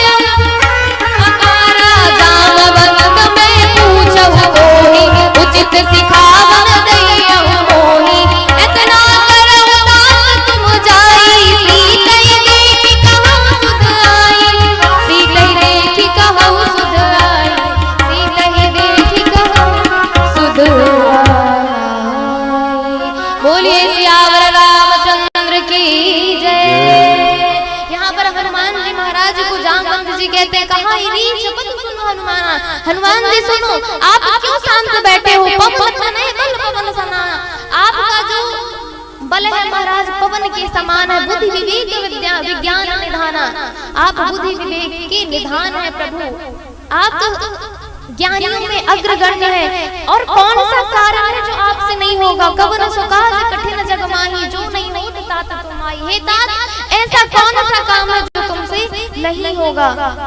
यहाँ पर हनुमंत लाल जी महाराज अपने स्वरूप में आ जाते हैं और कहते हैं जय जय श्री राम, जय जय श्री राम। अब कहते हैं बताइए कि मैं रावण को मार दूं, क्या कर दूं? तो जामवंत जी कहते हैं कि जामवंत तुम क्या करो, इतना करो तात तुम जाई, सीता देखी कहूं सुधा आई। तुम इतना करो कि सीता जी की खोज करके आओ। यहाँ पर हनुमान जी महाराज जाते हैं और यहाँ पर इस प्रसंग से सुंदर कांड प्रारंभ होता है। शांतम शाश्वतम प्रमेय मनघम निर्माण शांति प्रदम ब्रह्मा संवरणीय सेव्य मनीषं वेदांत वेद्यम विभुम रावाक्यम जगदीश्वरम सुरगुरुम माया मनुष्यम हरिम वंदेहं करुणाकरं रघुवरं भूपाल चूड़ामणिं नान्या रघुपते हृदयस्मदीये सत्यं वदामि च भावान्तकिलान्तरात्मा भक्ति प्रयच्छ रघुपुंगं निर्वरं मे कामादि दोष रहितं कुरु मानसं च अतुलित बलधामं हेमशैलावदेयं धनुज बल कृशानं ज्ञानी नामगण्यं सकल गुण निधानं वानराणाधीशं रघुबर प्रिय भक्तं वातजातं नमामि वातजातं नमामि। बोलिए सियावर रामचंद्र की जय। जय जय श्री राम। हमारे बाहर से कुछ अतिथिगण आए हुए हैं, तो मैं उनसे आग्रह करूंगा। राजेश कुमार अग्रवाल जी हैं देवगांव से, यशवंत नायक जी हैं अध्यक्ष शाला प्रबंधक समिति, केवट नायक गिरिवर नायक जी हैं, उभय चरण वर्मा जी हैं, परशुराम पटेल जी हैं, बलराम पटेल जी हैं, बमनेठी से बमनीपाली से रतन वर्मा जी हैं, चूड़ामणि नायक जी हैं, प्रेमचंद पटेल जी हैं, संजय कुमार अग्रवाल जी हैं। इन सब से आग्रह है कि कथा अभी शेष बाकी है, तो शीघ्र आकर देवी जी से आशीर्वाद प्राप्त करें। और हमारे ब्रजेश जी से भी आग्रह है कि एक छोटा सा मीठा मीठा भजन चलता रहे और इसी के उपरांत आशीर्वाद समारोह भी हो जाए। और कथा के पूर्ण विश्राम होते ही आप सब भी जो कथा पंडाल में है वो देवी जी से आशीर्वाद प्राप्त करके अपने अपने घर को प्रस्थान करेंगे। रमेश कुमार साहू जी हैं, उनसे भी आग्रह, वो भी मंच पर आकर आशीर्वाद प्राप्त करें।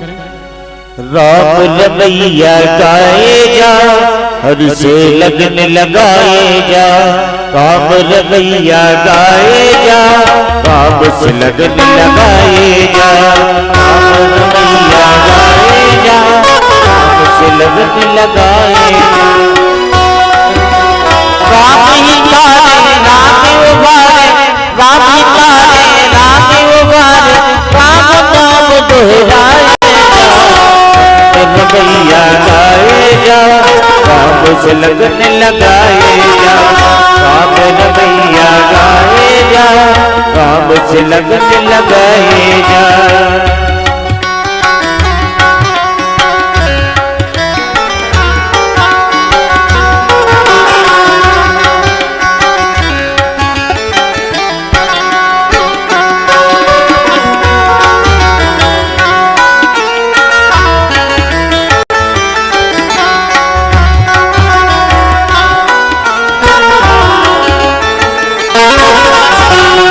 रमैया गाए जा, राम से लगन लगाए जा। राम रमैया गाए जा, राम से लगन लगाए जा।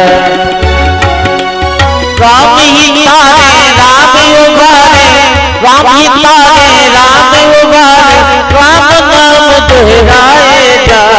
राम रमैया गाए जा, राम से लगन लगाए जा। राम रमैया गाए जा, राम से लगन लगाए जा। बोलिए सियावर रामचंद्र की जय हो।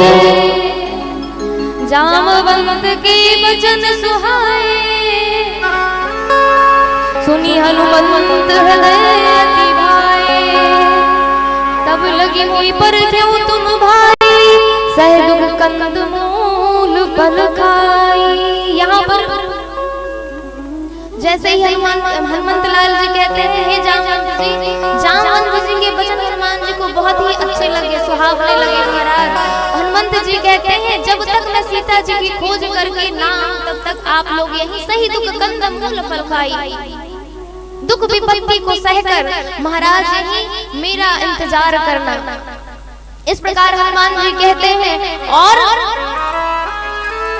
हनुमंत लाल जी महाराज जय श्री राम कहकर वहां से हनुमंत लाल जी कहते हैं कि मेरे हृदय में अत्यधिक हर्ष हो रहा है, मेरा कार्य पूर्ण होगा। यहाँ पर प्रवृत्ति नगर की जय सब काजा, हृदय राखी कौशलपुर राजा। यहाँ से हनुमंत लाल जी चले हैं, कहाँ जाते हैं? गिरी पर चढ़ी लंका ही देखी, कहीं न जाए दुर्विशेषी। हनुमान जी महाराज पर्वत पे ही क्यों चढ़ते हैं? क्यों? सिंधु तीर एक भूधर सुंदर, कौतुक कूदी चढ़ो ताऊ पर। लंका के उस पार जाना है तो यहाँ पर गिरी पर्वत पे ही क्यों चढ़ते हैं? क्यों? पावन पर्वत वेद पुराना। ये पर्वत कौन सा है? हनुमंत लाल जी किस पर्वत पर चढ़ते हैं? पावन पर्वत वेद पुराना, जो धर्म और वेद का सहारा लेकर किसी भी ओर जाएगा महाराज, उसकी विजय होना निश्चित है। इसलिए अब कहते हैं कहीं न जाए अति दुर्ग विशेषी। लंका इतना सुंदर है, इतना वह दुर्ग सुंदर है महाराज। हनुमान जी यहाँ पर विशेष संकेत देते हैं कि संसार भी बहुत सुंदर है, परंतु इस चमक धमक में नहीं पड़ना हमको। हम यहाँ पर भक्ति महारानी की खोज करने के लिए आए हैं, तो हम इस चमक धमक में, इस संसार में विरक्त ना रहे। हम यहाँ पर संसार में भक्ति महारानी को, उस पूर्ण ब्रह्म को पाने के लिए आए हैं महाराज। तो पुर रखवारे देख बहु कपि मन कीन विचार, अति लघु रूप धरो निसी नगर करो पैसार। पुर रखवारे देख महु कपि मन कीन विचार। यहाँ पर हनुमंत लाल जी विचार करते हैं, पर विचार पर यहाँ पर शब्द है जो विचार का, वह सुंदर कांड में, पहले किष्किंधा कांड में सुग्रीव जी ने किया। लक्ष्मण जी राम जी से बोला कि सीता जी को देखा है? तो सुग्रीव जी कहते हैं हाँ देखा है, यहाँ विचार मैं कर रहा था। गगन पंथ देखी मैं जाता। तो लक्ष्मण जी कहते हैं कि देखी तो, पर किया क्या? क्या किया आपने? गगन पंथ देखी मैं जाता, आपने क्या किया? तो सुग्रीव जी कहते हैं कि मैं देख रहा था, विचार कर रहा था, विचार कर रहा था कि क्या करूं। परंतु वही विपरीत देखिए, गीधराज जी, लक्ष्मण जी क्रोधित होकर कहते हैं, विचार करते हैं कि वही गीधराज जी ने विचार करके क्या किया? गीधराज सुनिया रतबानी धावा क्रोधवंत, क्रोध में आकर धावा क्रोधवंत खग कैसे? तो विचार तो करना है महाराज, पर वही देखिए विपरीत इसके लंका कांड में क्या होता है कि निश्चर जो है वह क्या कहते हैं कि लोग कोई मतलब नहीं। ये जो बताया गया कि नगर के पार सेना आ गई है महाराज, समुद्र के पार सेना आ गई है, बोले वहाँ के जो निशाचर थे कहते हैं कोई दिक्कत नहीं, क्यों नर का विभालु आहार है हमारा। तो जो रावण का पुत्र बृहस्पति था तो कहता है पिताजी इनकी बातों पे विश्वास मत करिएगा। बोले क्यों? तो बृहस्पति कहता है कि जब राम जी का एक बानर आया था तो क्या क्षुधा न रही तुम ही तब का हो? तब तुम तो क्या पेट में खराबी थी क्या, कि भूख नहीं लगी थी? क्या हुआ था? क्षुधा न रही तुम ही तब का हो, और जा रहा नगर में कस न धरी खाओ। तो क्यों नहीं खाया? खा लेना चाहिए ना। एक बंदर को तो तुम खा नहीं पाए महाराज, और यहाँ तो पूरी सेना है, वानर सेना है, तो कैसे खाओगे? तो यहाँ पर संकेत यह मिलता है कि सुंदर कांड वाले किष्किंधा कांड में जो सुग्रीव जी ने विचार किया, वह सुंदर कांड वाले जैसे थोड़ी सा आगे आए, और जो लंका कांड वाले हैं, निशाचर हैं, वो थोड़ा सा पीछे जाएं, तब काम बन पाएगा महाराज। तो अब यहाँ पर बात ये होती है कि मस्तक समान रूप कपि धरी। यहाँ पर मच्छर का बेस ही क्यों बना लिया हनुमंत लाल महाराज ने? चाहते तो कुछ और का बना लेते, मच्छर ही क्यों बने? तो यहाँ पर रावण सबसे टैक्स लेता था महाराज, संतों से भी टैक्स लेने के लिए अपने दूतों को, निशाचरों को भेजा है, भाई राक्षसों को भेजा है। तो संत कहते हैं हम तो साधु विरक्त आदमी, हम क्या देंगे? तो दूत लौट कर गए, कहा कि संत कहते हैं कि हम तो विरक्त हैं, हम क्या देंगे? तो रावण कहता है विरक्त है पर रक्त तो है उनके पास, रक्त ही लेके आओ। हनुमंत लाल जी कौन है? साधु संत के तुम रखवारे, असुर निकंदन राम दुलारे, असुर निकंदन राम दुलारे, असुर निकंदन राम दुलारे। साधु संत के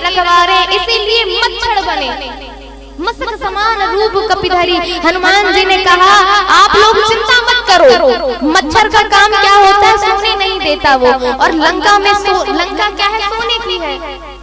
सोने लंका में सोने वाले लोग 6-6 महीने सोते हैं, और मच्छर का काम क्या है, सोने वाले को जगा देता है। तो हम सीताराम जी का गुणगान गा गा के उनको जगा देंगे महाराज। और वैसे भी लंकनी से उनका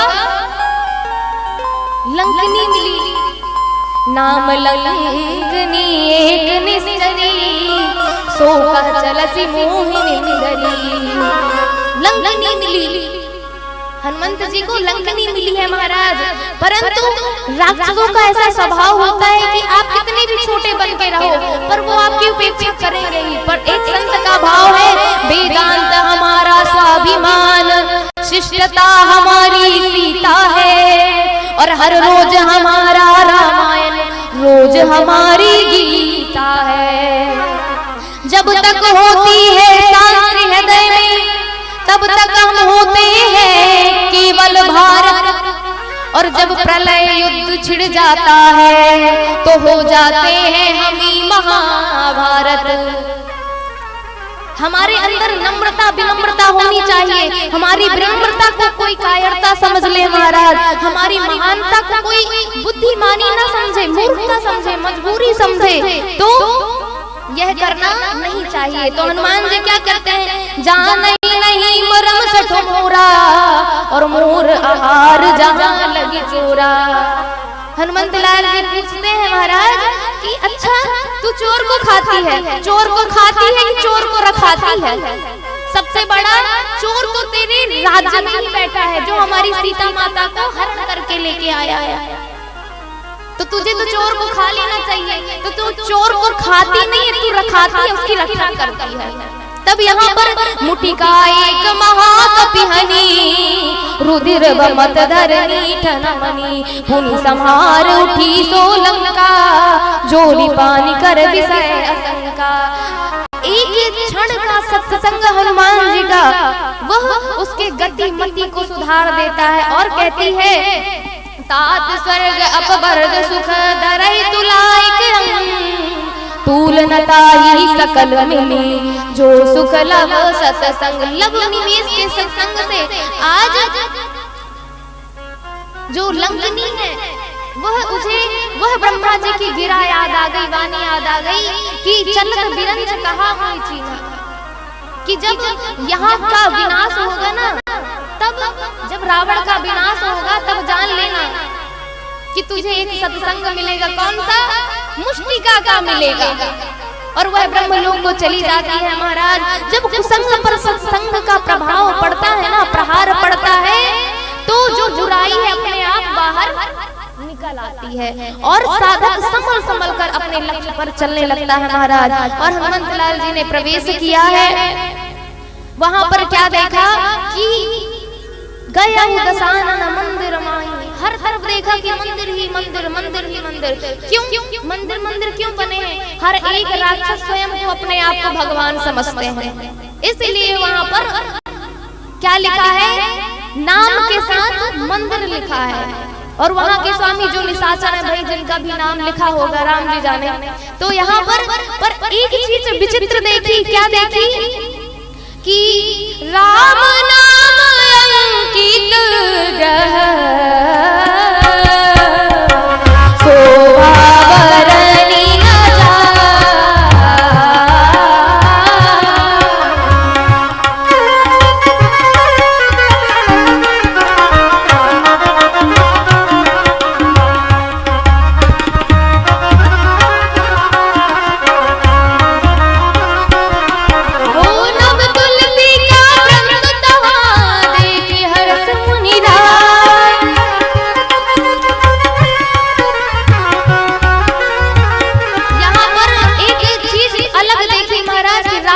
अंकित ग्रह शोभा बरनी न जाए। राम जी के नाम वहाँ पर अंकित है महाराज। और वह भवन देखा, विभीषण जी वहाँ राम राम करते हुए आए हैं महाराज। तो देखा, कहा कि आप कौन हैं? मुझे तो ऐसा लगता है कि आप क्योंकि जो रघुवीर अनुग्रह कीना, तो तुम मोहि धरस हटि दीना। यहाँ पर समय का अभाव है, इसलिए हम सुंदरकांड को प्रणाम करते हैं। और यहाँ पर भालू, नल और नील के द्वारा सेतु बंधन किया जाता है महाराज।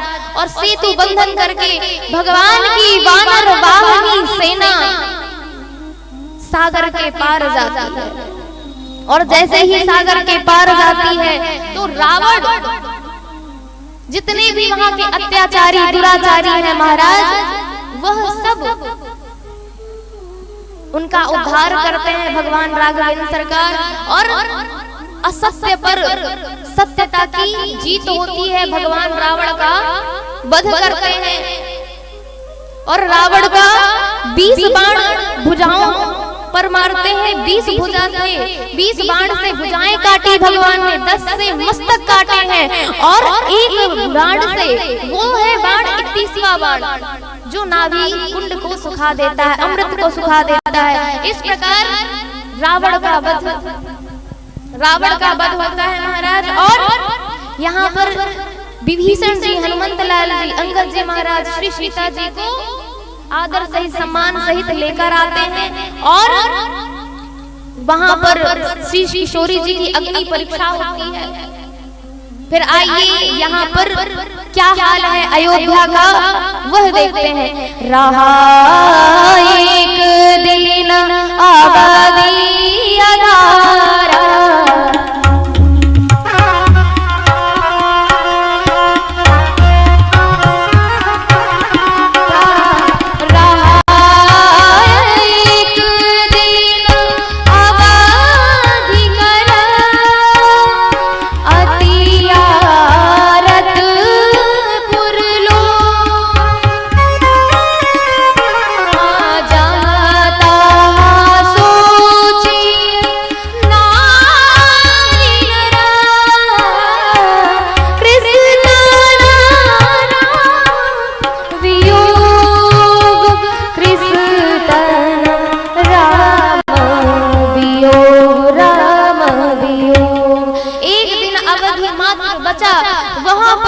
गोस्वामी तुलसीदास जी लिखते हैं, जहाँ तहाँ सोचिए नारी।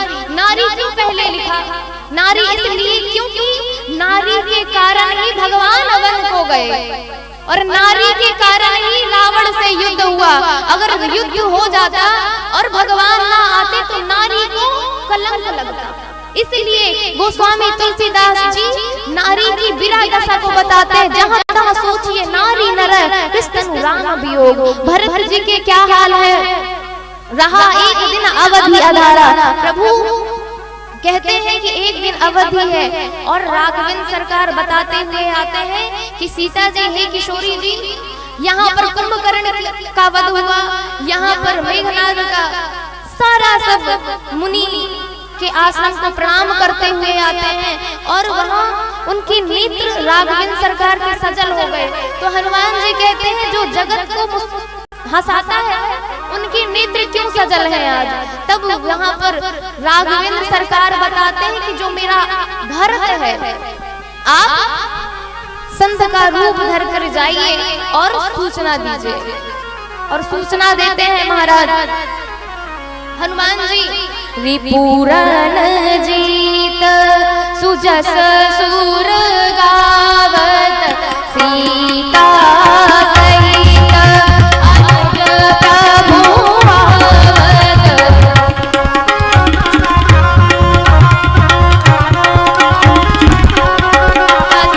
अमित रूप प्रगटे तेहि काला,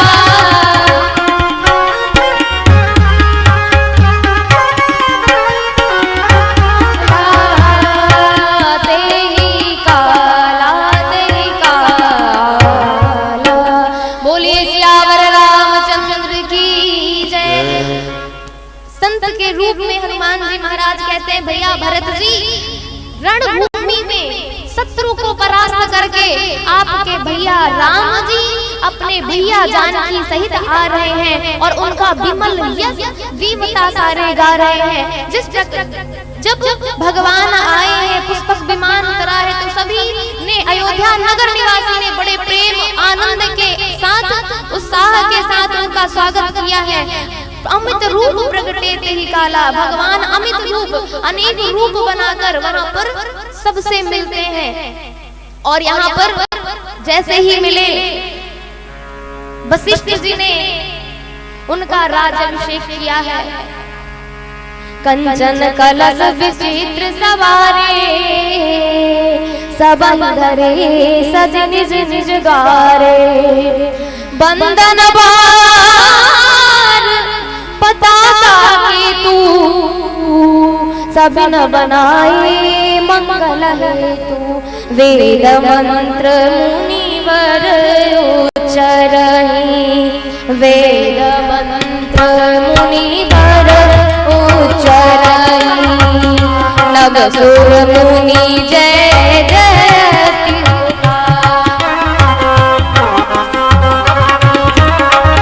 यहाँ पर वेद मंत्रों का तब प्रथम प्रविष्ट मुनि कीन्हा, प्रथम तिलक वशिष्ठ मुनि कीन्हा। जैसे ही तिलक करते हैं वशिष्ठ मुनि, तब वहां पर विप्र मंडली सभी वेदों का उच्चारण करते हैं। ओम स्वस्ति न इंद्रो वृद्धस्वा, स्वस्ति न पूषा विश्ववेदा, स्वस्ति नस्तारिक्षो अरिष्टनेमि, स्वस्ति नो बृहस्पतिर्दधातु।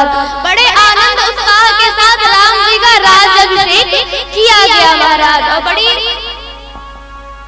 ही आनंद नृत्य झूमते गाते हुए करते हैं।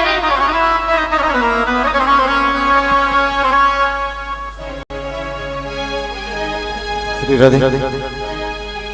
24 वर्ष राम रसो, छायो हर्ष अपार, राजा रानी को करे, सब मिल जय जयकार। कौशल नंदन राजा राम, जानकी वल्लभ सीताराम, कौशल नंदन राजा राम, जानकी वल्लभ सीताराम। सिया राम सिया राम सिया राम, सीताराम दरस रस बरसे जैसे सावन की जड़ी, सीताराम दरस रस बरसे जैसे सावन की लड़ी, सावन की जड़ी हो प्यासे नैनों में पड़ी, सावन की जड़ी पड़ी, सीताराम दरस रस बरसे जैसे सावन की जड़ी, सीताराम दरस रस बरसे जैसे सावन की जड़ी।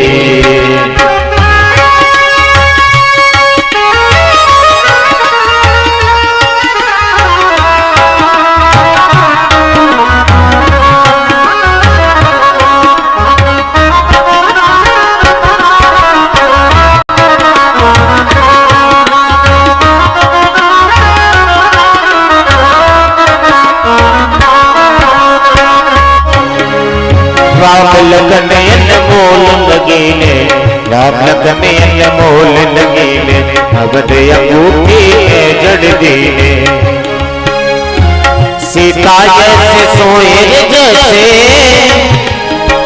सीता जैसे सोहेर जैसे मोती की लड़ी, सीता राम दरस रस बरसे जैसे सावन की जड़ी, सीताराम दरस रस बरसे जैसे सावन की जड़ी, सावन की जड़ी हो प्यासे नैनों में पड़ी, सावन की जड़ी हो प्यासे नैनों में पड़ी, सीताराम दरस रस बरसे जैसे सावन की जड़ी, सीताराम दरस रस बरसे जैसे की जड़ी।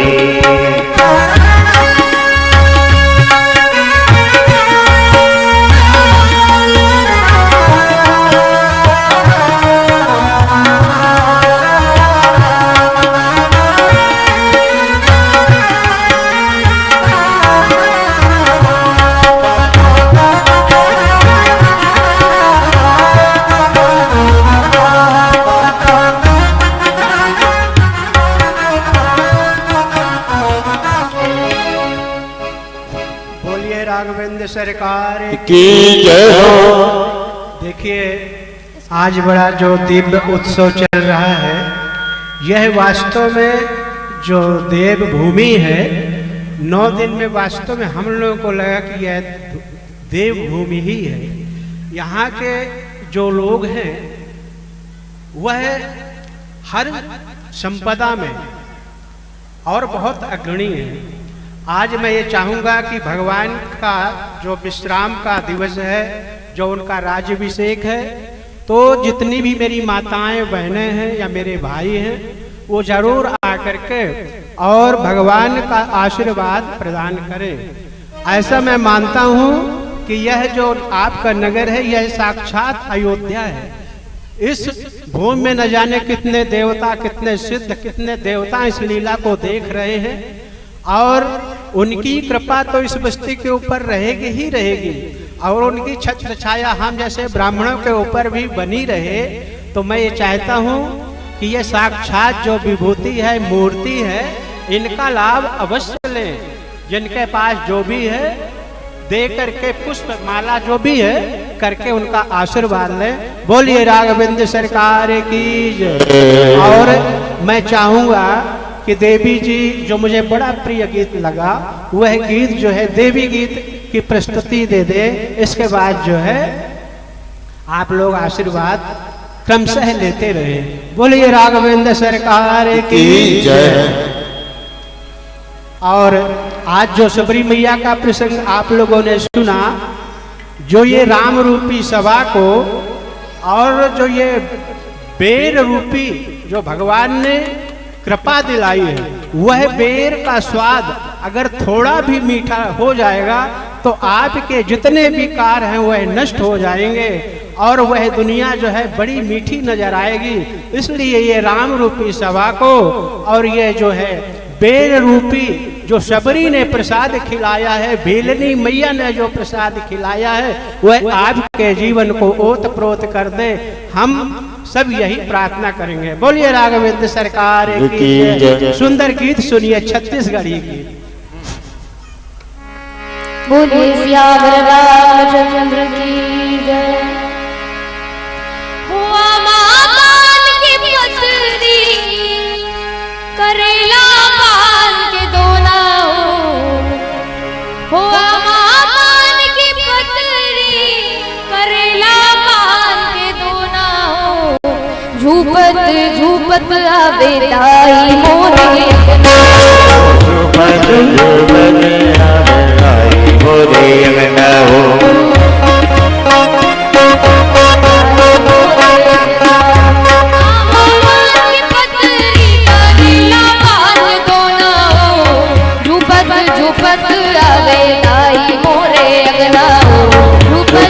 झूपत आवे दाई मोरे अंगना हो।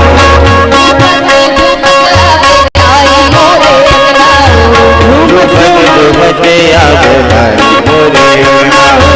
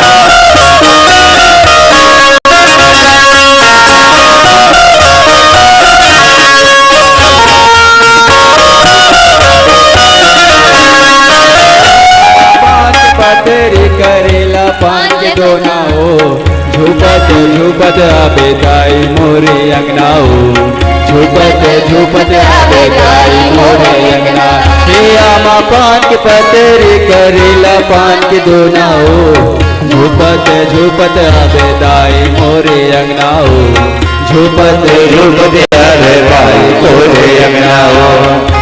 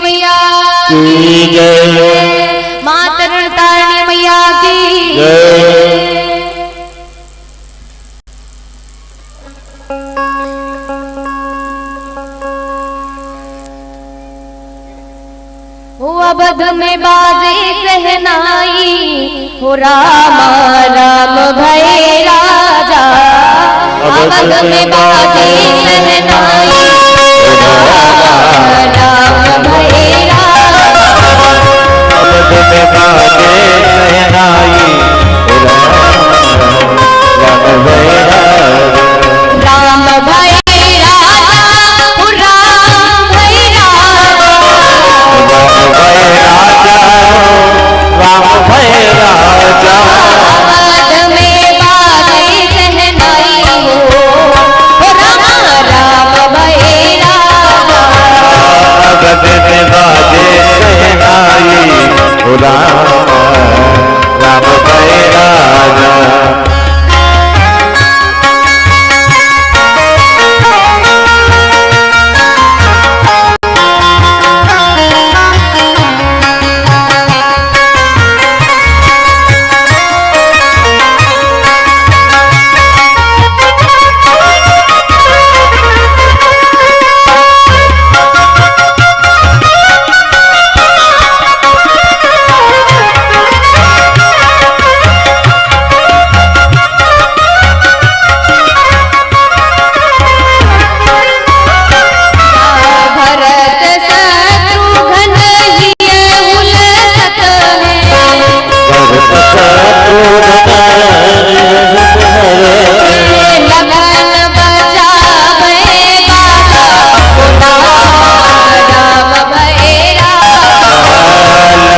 बजावे बाजा हो राम भय राजा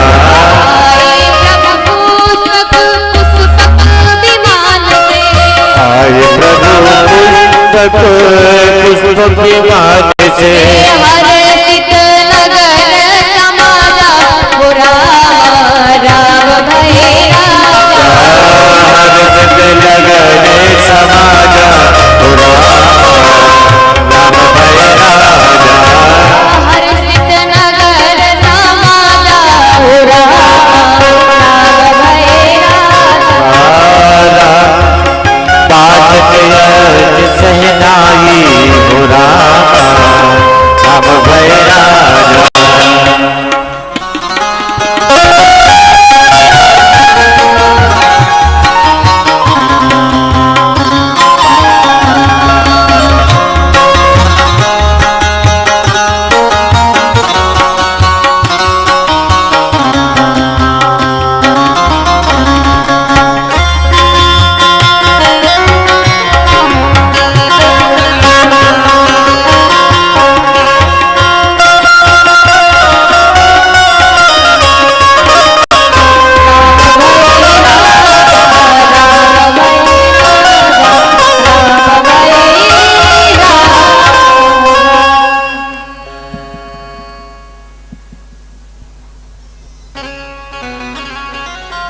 है। जय श्री राम। श्री राधे राधे।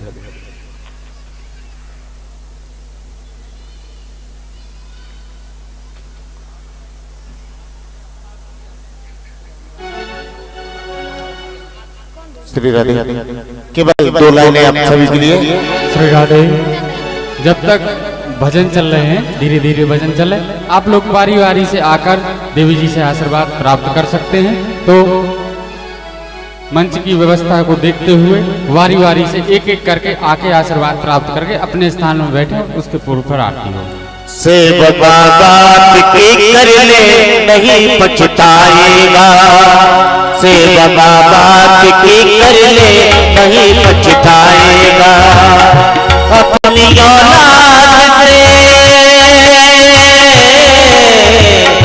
अपनी औलाद से तू भी तो ना बच पाएगा।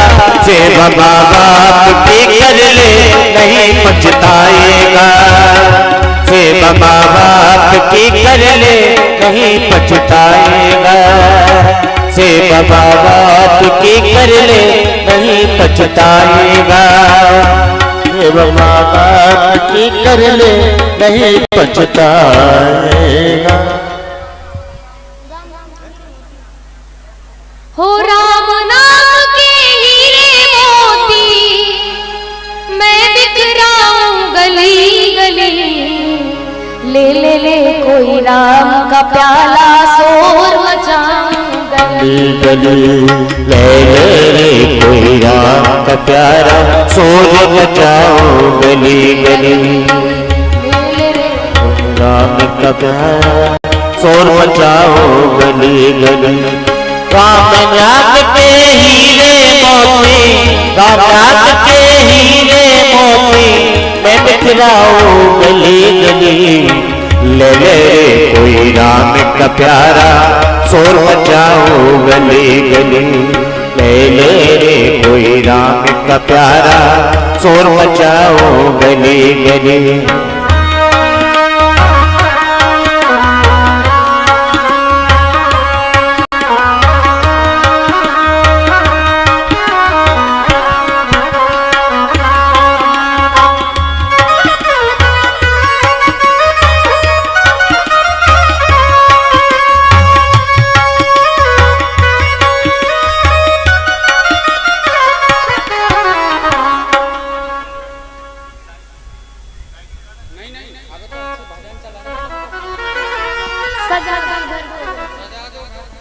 सजा दो घर को गुलशन सा, अवध में राम आए हैं। सजा दो घर को गुलशन सा, सजा दो घर को गुलशन सा, अवध में राम आए हैं। सजा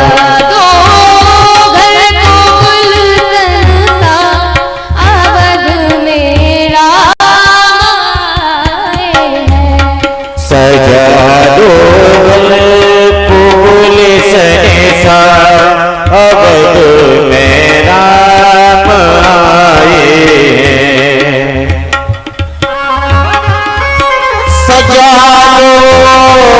को बोले सनसा, अवध में राम आए हैं, हमारे राम आए हैं। सजा दो सनसा मिले सरकार आए,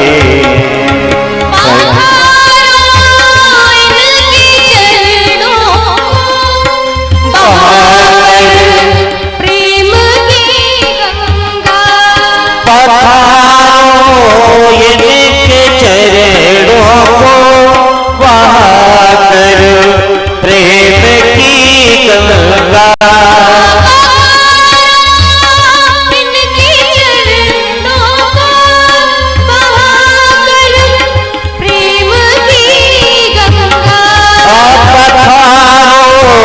इनके चरणों को बहाकर प्रेम की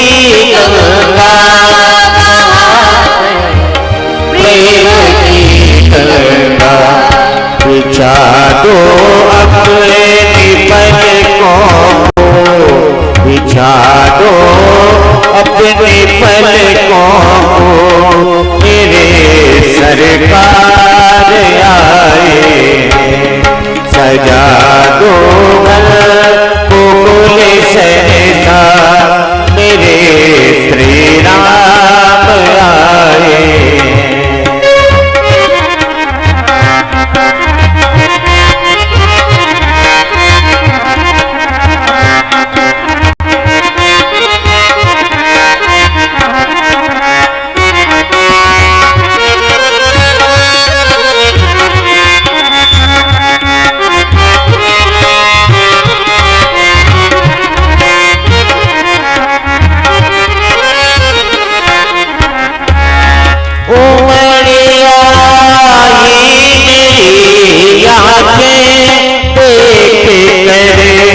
अपने रामा को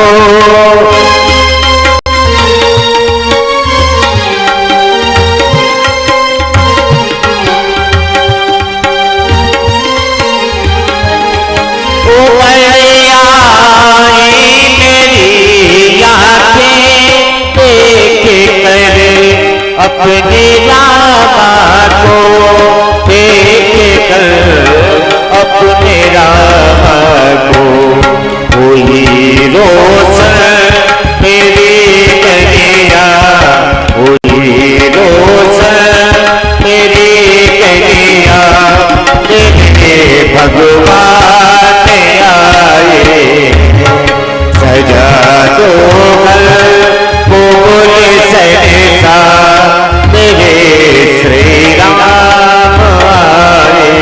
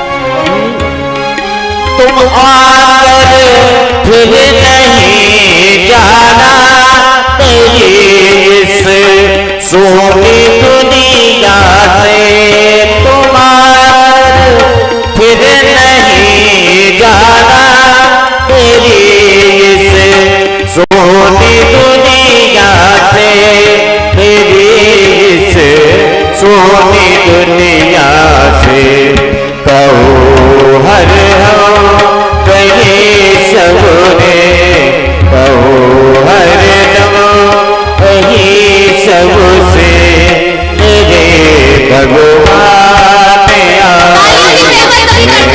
सजा दो घर को बोले सहसा मेरे सरकार आए। सजा दो घर को बोले सहसा मेरे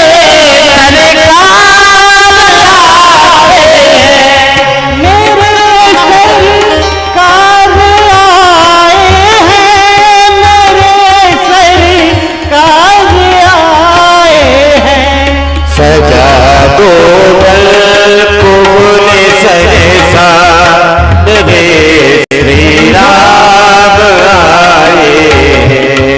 सजा दो घर को बोले सहसा मेरे भगवान आए। मेरे श्री राम आए मेरे प्रभु राम आए।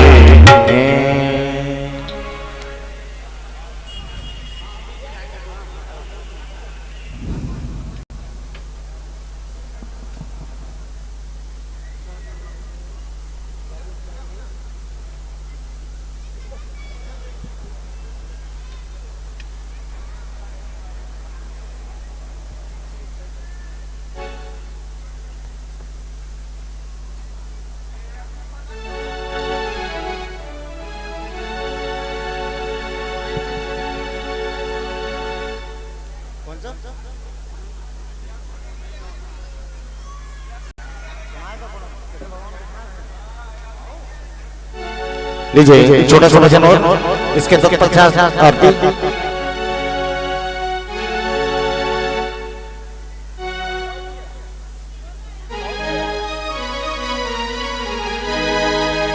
काली कमले वाला मेरा यार है,